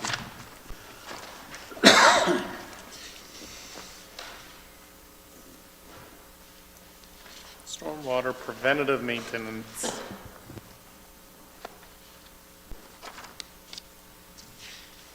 Welcome back. Thank you. Okay, so the stormwater preventive maintenance is another preventive maintenance program where the city's kind of lacking.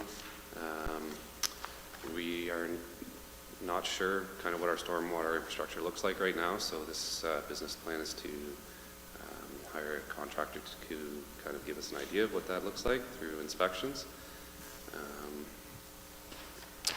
It will be funded through monthly fees to the residents. The first year cost is approximately $50,000. From this report and inspection, we expect to be able to create a program to start to repair some of these assets.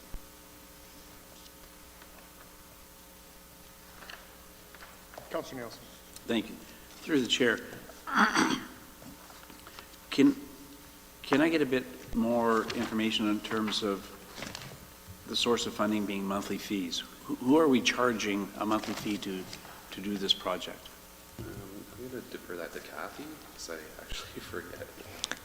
Through the chair to Councillor Nielsen, so this is a proposal that we're bringing forward through the fees and charges bylaw, where we would propose that this $50,000 for operating would be funded through our utility ratepayers.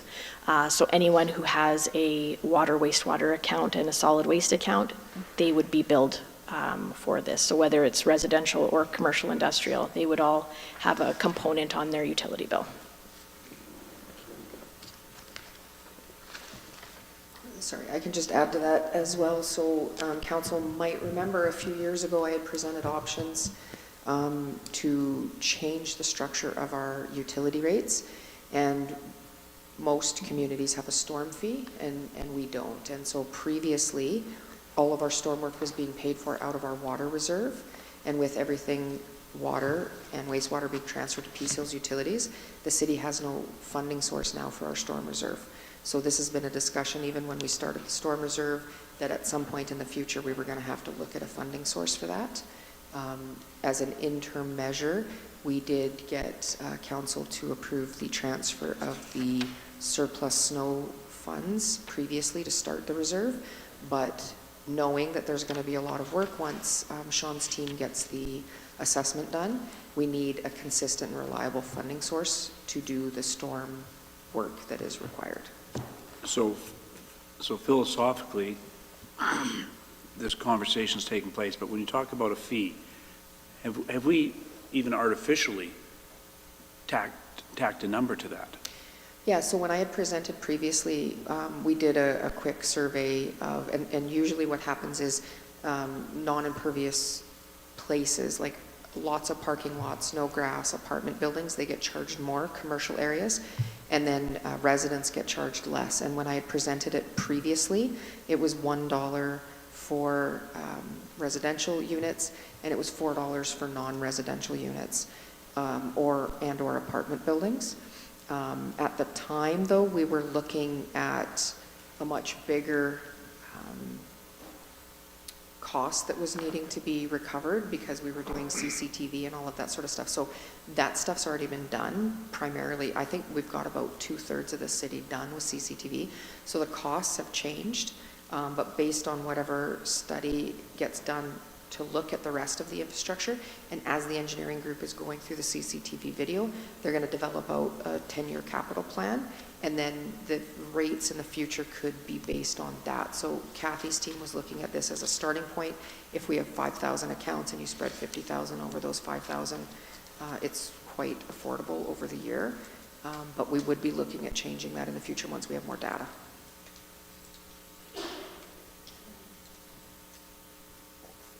I think the benefit of having capital fees as well is that once we get caught up, and other communities that have had these capital fees for years, they're now seeing a drop. So really early on, they have, say, a $10 fee. And then as they start to tackle some of the infrastructure, they get down to a $5. In some cases, I've seen communities completely eliminate their capital fee because they had built up their reserves enough, or get it down to $1 or 50 cents. But they've been working on these capital projects for 15, 20 years, and we haven't. So if this were to be approved, sorry, through the chair, Sue, if this were to be approved, then how soon would we see this utility fee, a storm fee, be added? And are we really talking about $1 per month per household and $4 per month per business? Is that what we would be seeing, or are we seeing a different number than that? No, so right now, Kathy's team has proposed that the 50,000 just be across the board. What did that work out? Was it like a $1? I can't do math today. It's approximately 75 cents per month per unit, and that's not doing residential versus non-res. Right. Now, the other option too is, council could look at this and say, we'll fund it through the storm reserve this year and explore the funding option. But right now, if approved, we have plans to bring it forward on December 14th as part of the fees and charges bylaw. Thank you. Councillor Billingsley. Thank you. Through Sue, I guess council, I have no problem doing this work. There is $471,000 sitting in the stormwater utility. This work, I think, should come out of that reserve, not as an ongoing, and then we can tackle the stormwater issue with billing once we get that report back and then make a decision of where we're going with utilities. I think I don't have a problem with this. I just have a problem with where it's coming from.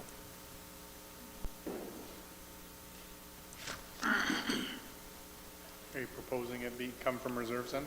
Out of the stormwater reserve. Stormwater utility reserve, I guess it's called. And then this becomes a conversation with the fees and charges. Then the fees and charges going forward for stormwater is another conversation. Is there any issue administratively with that? No. Okay. 50 coming from the stormwater utility reserve for preventative maintenance, green foamy or red foamy. Carried unanimously. Thank you.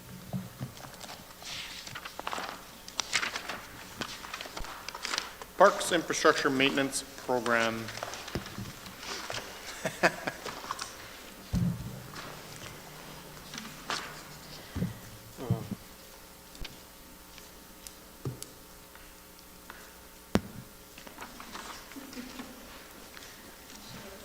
Nope.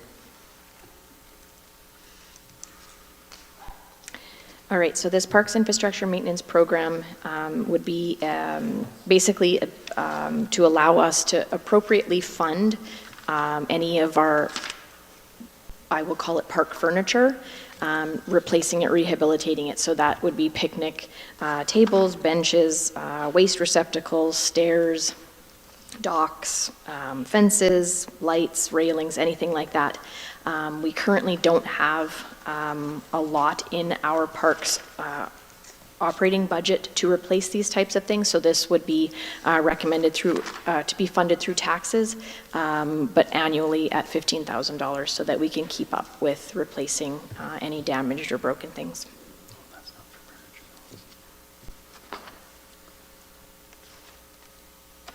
Councillor Nielsen. Through the chair to Kathy, just for clarification, so the dollar value here is $15,000, and you've presented a pretty long list of items there. Like, are we looking at doing, like, what are we going to get for 15 grand? Through the chair to Councillor Nielsen, so that essentially what we want to do is just, and obviously we're not going to replace everything in 1 year. This would be just looking at things and just replacing things as they come, knowing we have $15,000 per year, we can continue to either repair or replace items. So I'm not suggesting that we do all of these items all at once, but if we're at by the lake park, for instance, and there's a broken table, we can go and replace it. Or if there's a waste receptacle that was damaged, we can replace that. It wouldn't be like a catch-all in every park that we would be doing this. It would just be ongoing as things required maintenance. So we're not looking at I'm going to use the word a revitalization, we're talking about replacement.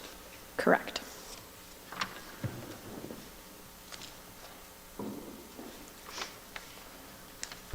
Would those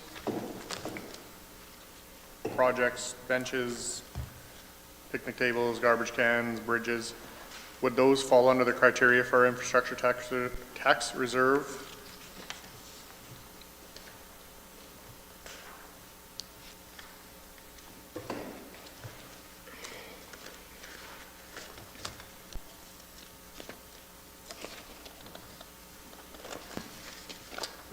To our council, the reserve states trail and park systems. It's not specific on, pardon? Or with a lifespan of 20 years or more. Well, some of those benches would, yeah.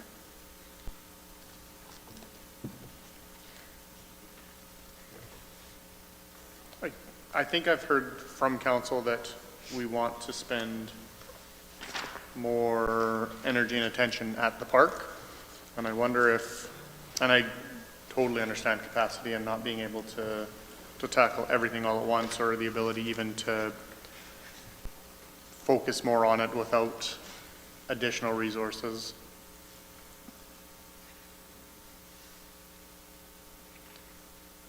I want more there.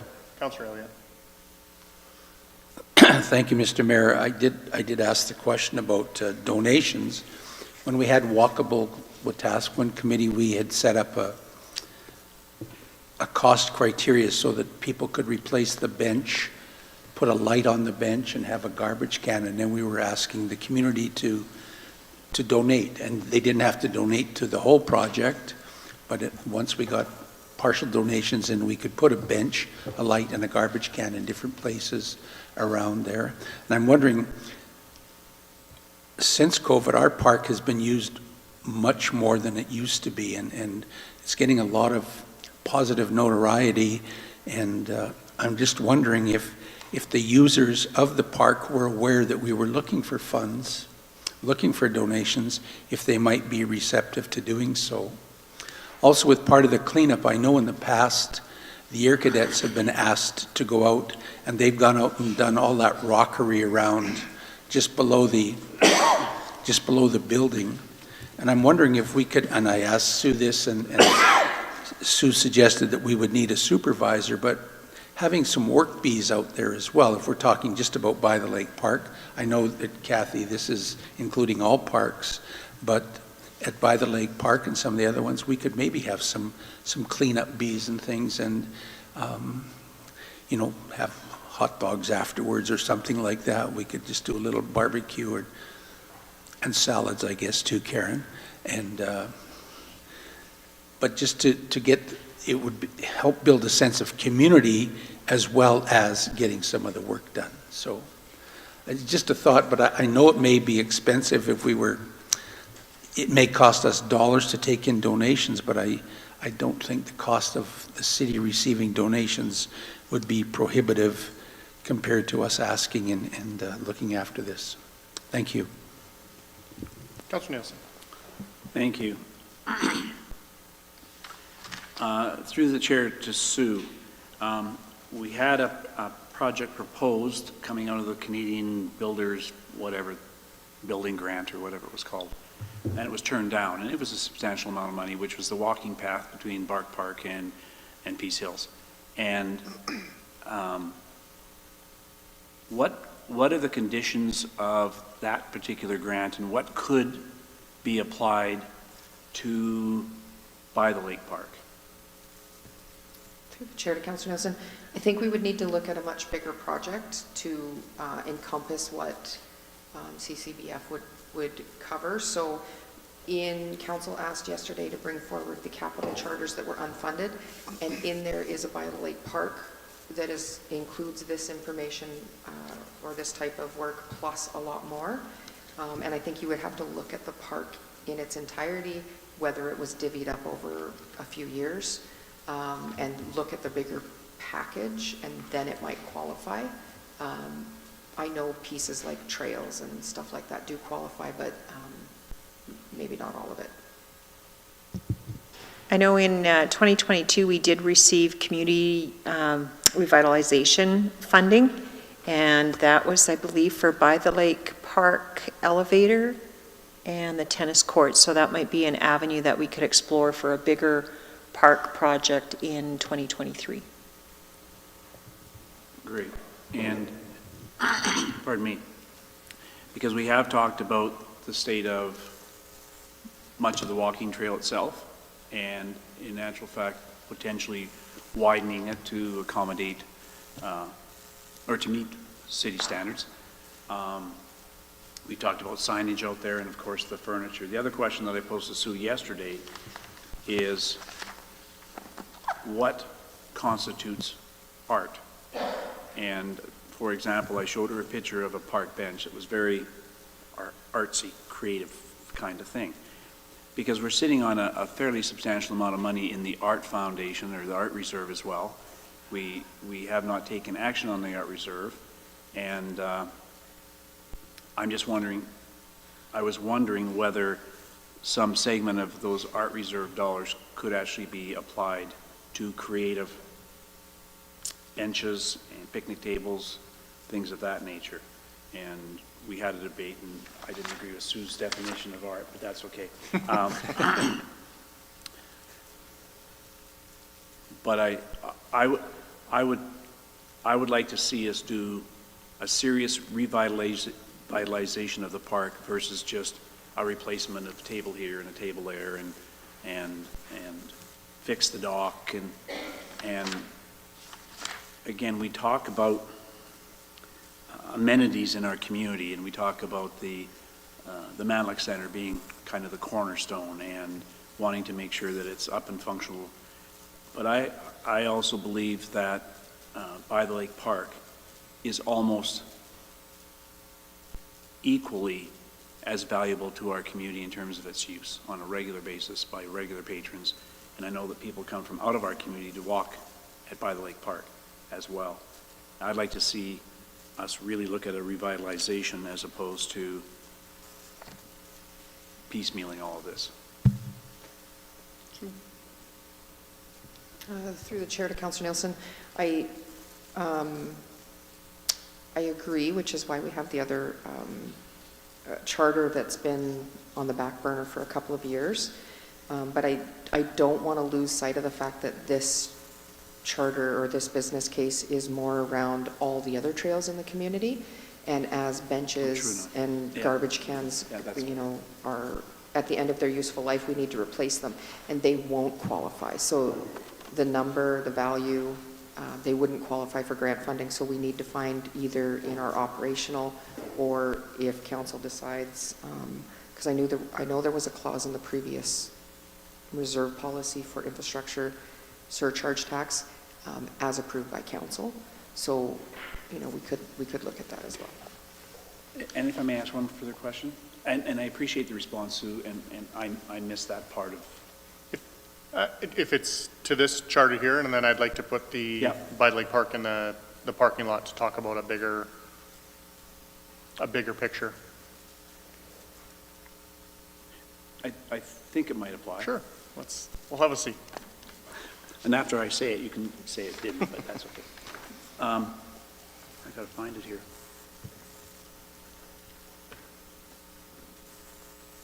I'm looking for the reserve.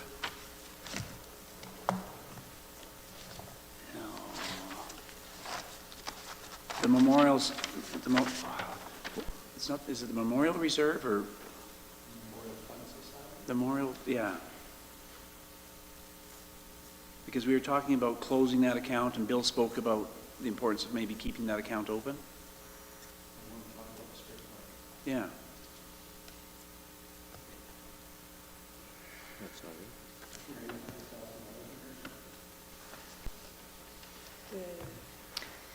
Well, which one is it? Through the chair to Councillor Nielsen, we don't actually have a reserve. Those monies are in a bank account under the Memorial Fund Society. So one of the things that administration would request is that that account be closed and those funds transferred into a dedicated reserve at council's direction. And do you recall what the amount is?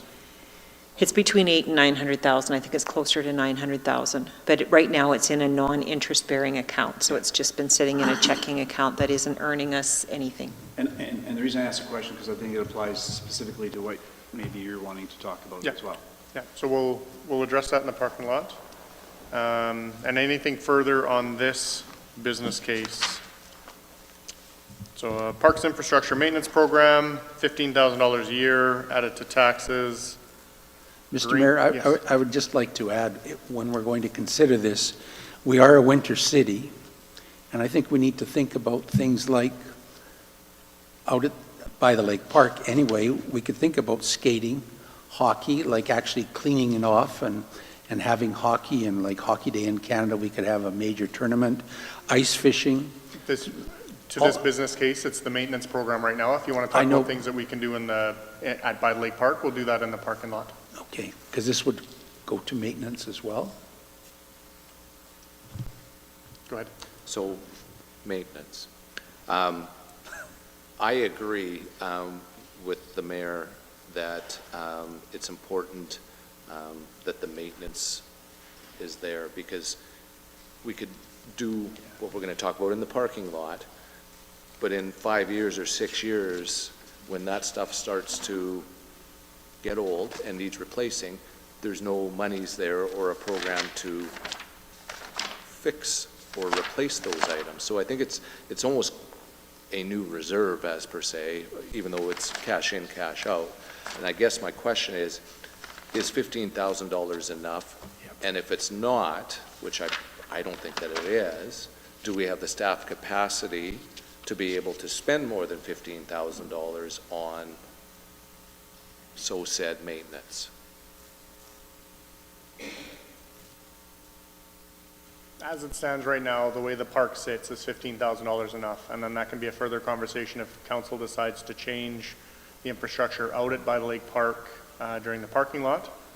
Then that can be the conversation moving forward, even for a budget of 2024, needing to increase that maintenance program because of the new infrastructure that we put out there. Through the chair to Councillor Billingsley, I believe the last time we costed this, that was about 10 sets of benches, garbage cans, that sort of stuff. So it's not unheard of, like we could manage that replacement. Is it enough? As we start to put everything into City Works and come up with that proper asset management, we'll know more then, but this at least gives us a starting point.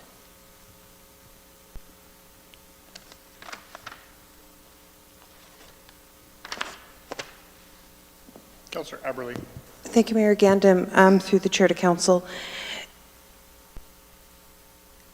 what really had me sold on this was the conversation, not that I wasn't sold before, but was the conversation of everything other than what's happening at By the Lake Park. If we're going to look at By the Lake Park, love it, and I'm not going to say anything about that, but there's lots of people also who can't and don't go out there. And so if we're looking at the trails that come onto this side of the tracks, I know lots of people use them, as well as along my little walkway with the dogs, the culvert, the benches and those things, that I would be willing to take this $15,000 from the tax base. We did hear a lot last week in engagement how people were in support of making sure our parks that we already have and the stuff that we already have is maintained. So. Yep, I agree 100% and heard the same thing. Just the trails aren't included in this maintenance program. My understanding was it was furniture, so if it's the park benches and the garbage cans and all that along the trails, because people use those as well. Yep, absolutely. Anything further? Green foamy, red foamy? Carried unanimously.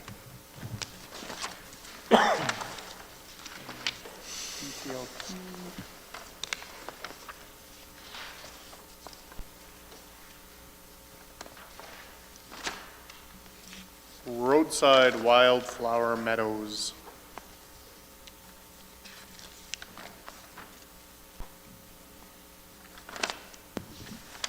Okay, roadside wildflowers, it's a pilot project for year one. The idea here is to spend less time cutting grass and kind of make the city look a little more beautiful by replacing that grass with wildflowers.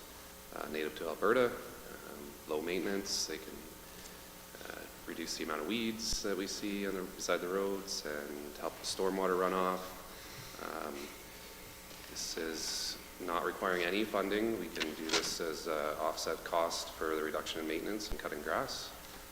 And we had some positive engagement with the community on Friday night, so hopefully it's something we can move forward with. It's like the two of us. Go ahead.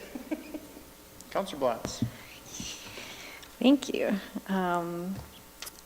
Yeah, through the chair to council, obviously I'm really excited about this project.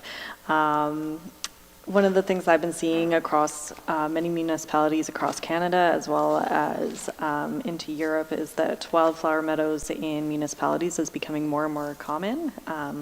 As you said, it helps with water runoff, it helps with beautifying the municipality, and it also helps with biodiversity and increasing our pollinators, and it's a great way to go about that without having something like an urban bees program. So I think that this is a really positive project and something that can help reduce our maintenance on cutting grass as well. So I think it's a win-win type of situation, and I'm very excited to see this. Councillor Aberley. Thank you, Mayor Gandam. Through the chair, and I'm sorry, I don't remember your name. Sean. Through the chair to Sean.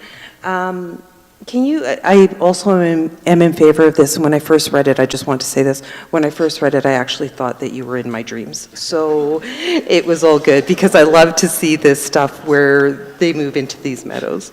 But can you give us some indications of what these flowers may be?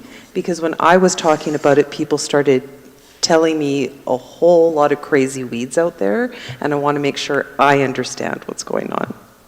Well, actually, being from Ontario, I'm not 100% sure what the native flowers are, other than wild rose, but I think we'd be looking for input from the community to try to help us identify the appropriate plants. And so would you be thinking Alberta-specific native flowers, or are you looking into North American more general? Completely open to suggestion. Okay, thank you. It's a good thing we're done at noon, because you're likely going to spend the afternoon in HR's office. Councillor Nielsen. Thank you. I want to assure you, you're not in my dreams. I'm in favor of the project. I do wonder, however, pardon me, based on a conversation I had with some people in Public Works in Edmonton, that that there is some potential for if wildlife inhabits some of these areas, then they become designated off limits wildlife preserves. I don't know if that's the right choice of words, Sean. But then it means controlling it and roping it off and doing all that kind of stuff. So while I'm in favor of the project, I guess I'm just questioning whether we have looked at all the potential limitations or impacts that may be negative to this. And I'm not saying that that would necessarily negate this project, but I think we need to make sure that we're not, in an attempt to not create work, that we're not creating work in the long haul. So it's just an observation based on something that came out of Edmonton and what they had to do to preserve areas.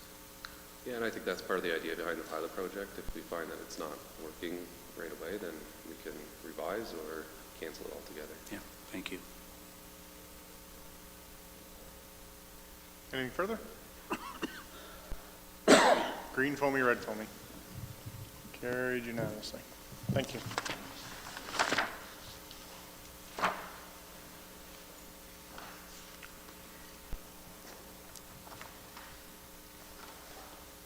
As I think we've come to the end of this piece. We have, yep. May I ask a question related to this, I think? Sure. Through the chair to Sue. And I don't recall, to be honest, whether what I'm speaking about is operating business cases or capital. But last year we had a lengthy conversation about the facility, long-term projects and all of our facilities across the community.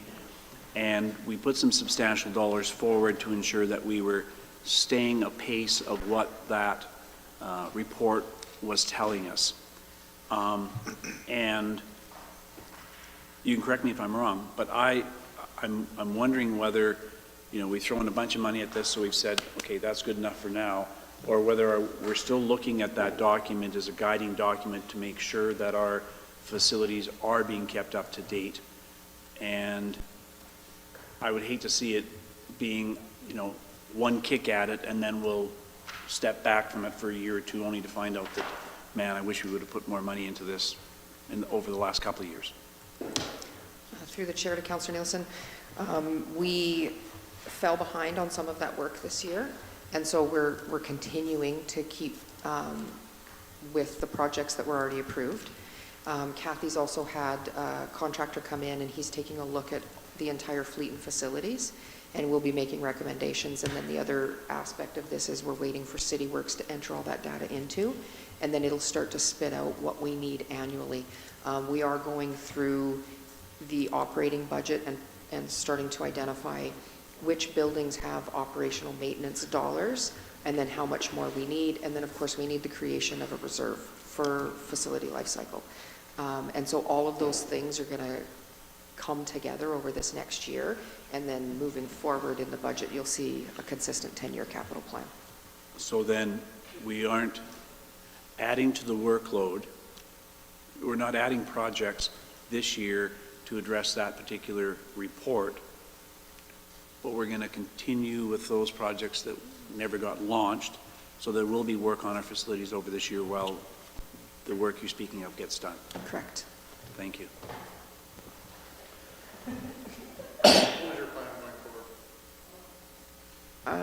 Yeah, this would be it. We've got 23 minutes. Do we have a running look at what our tax rate looks like? Like with everything that we just approved with our operating business cases? We do have a spreadsheet we could pull up. If we could have 5 minutes, we can adjust the numbers and then. Yes, please, thank you. We're good with looking at the priorities and tomorrow? Yeah. Just I would comment that a lot of the stuff that was approved today was through reserve funding, so there was very little tax It'll be in here. impact. It was mainly reserves, and I have been updating that as they've been approved by council. Let's see if I can figure this out. Yeah, hang on here. I'll crush our spirits before we leave for the afternoon. It's also good. Oh, you're going to have thoughts? Yeah, thoughts tonight. Weird. Sue?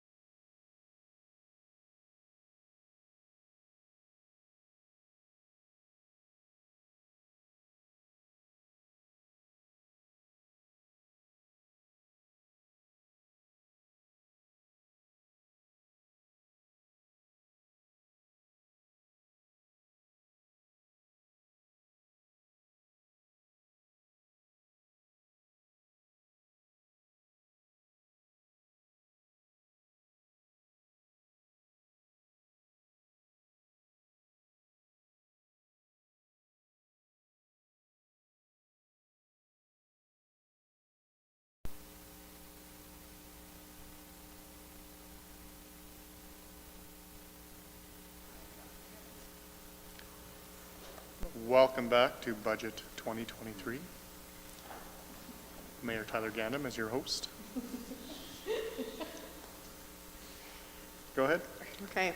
Karen, can you put up the slide? So based on what we've heard today with the budget adjustment, so a starting point was 1.36 million. That equated to an 8.42% tax budget increase. We won't look at the no tax impact one, but based on the increase, so COLA was approved, puts us up to 11.29. Keep scrolling, Karen. We zeroed out the ones that were either declined or put into the parking lot, just so you could see what was approved now. Keep scrolling down. And then 15,000 for the park infrastructure brings us up to 11.38, and that's where we stand. So tomorrow, there is RCMP and library that is just under $60,000. And then some of the things that you put in the parking lot could also add to that increase. So right now we sit at 11.38%.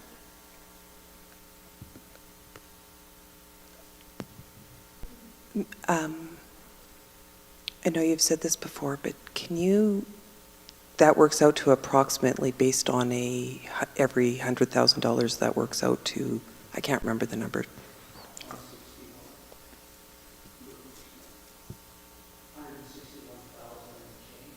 Right, she's looking for... For every 100,000, sorry, an for every assessment. 100,000 of assessment, a percentage is, I apologize.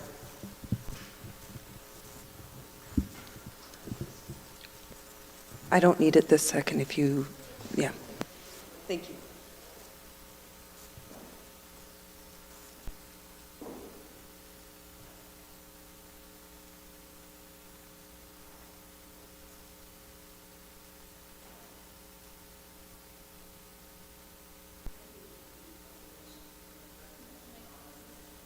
Just make sure your mic's on, please. Sorry, thank you. That's okay. I can do a calculation on the tax impact between residential and non-residential for you for tomorrow.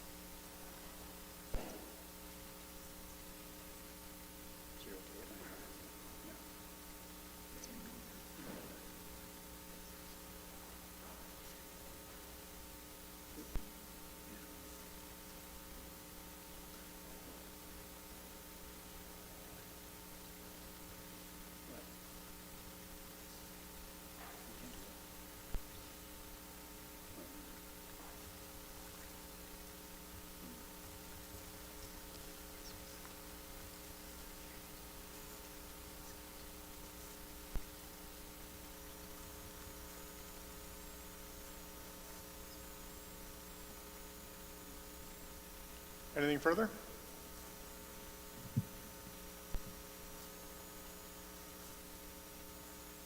Meeting adjourned. Thanks, everyone.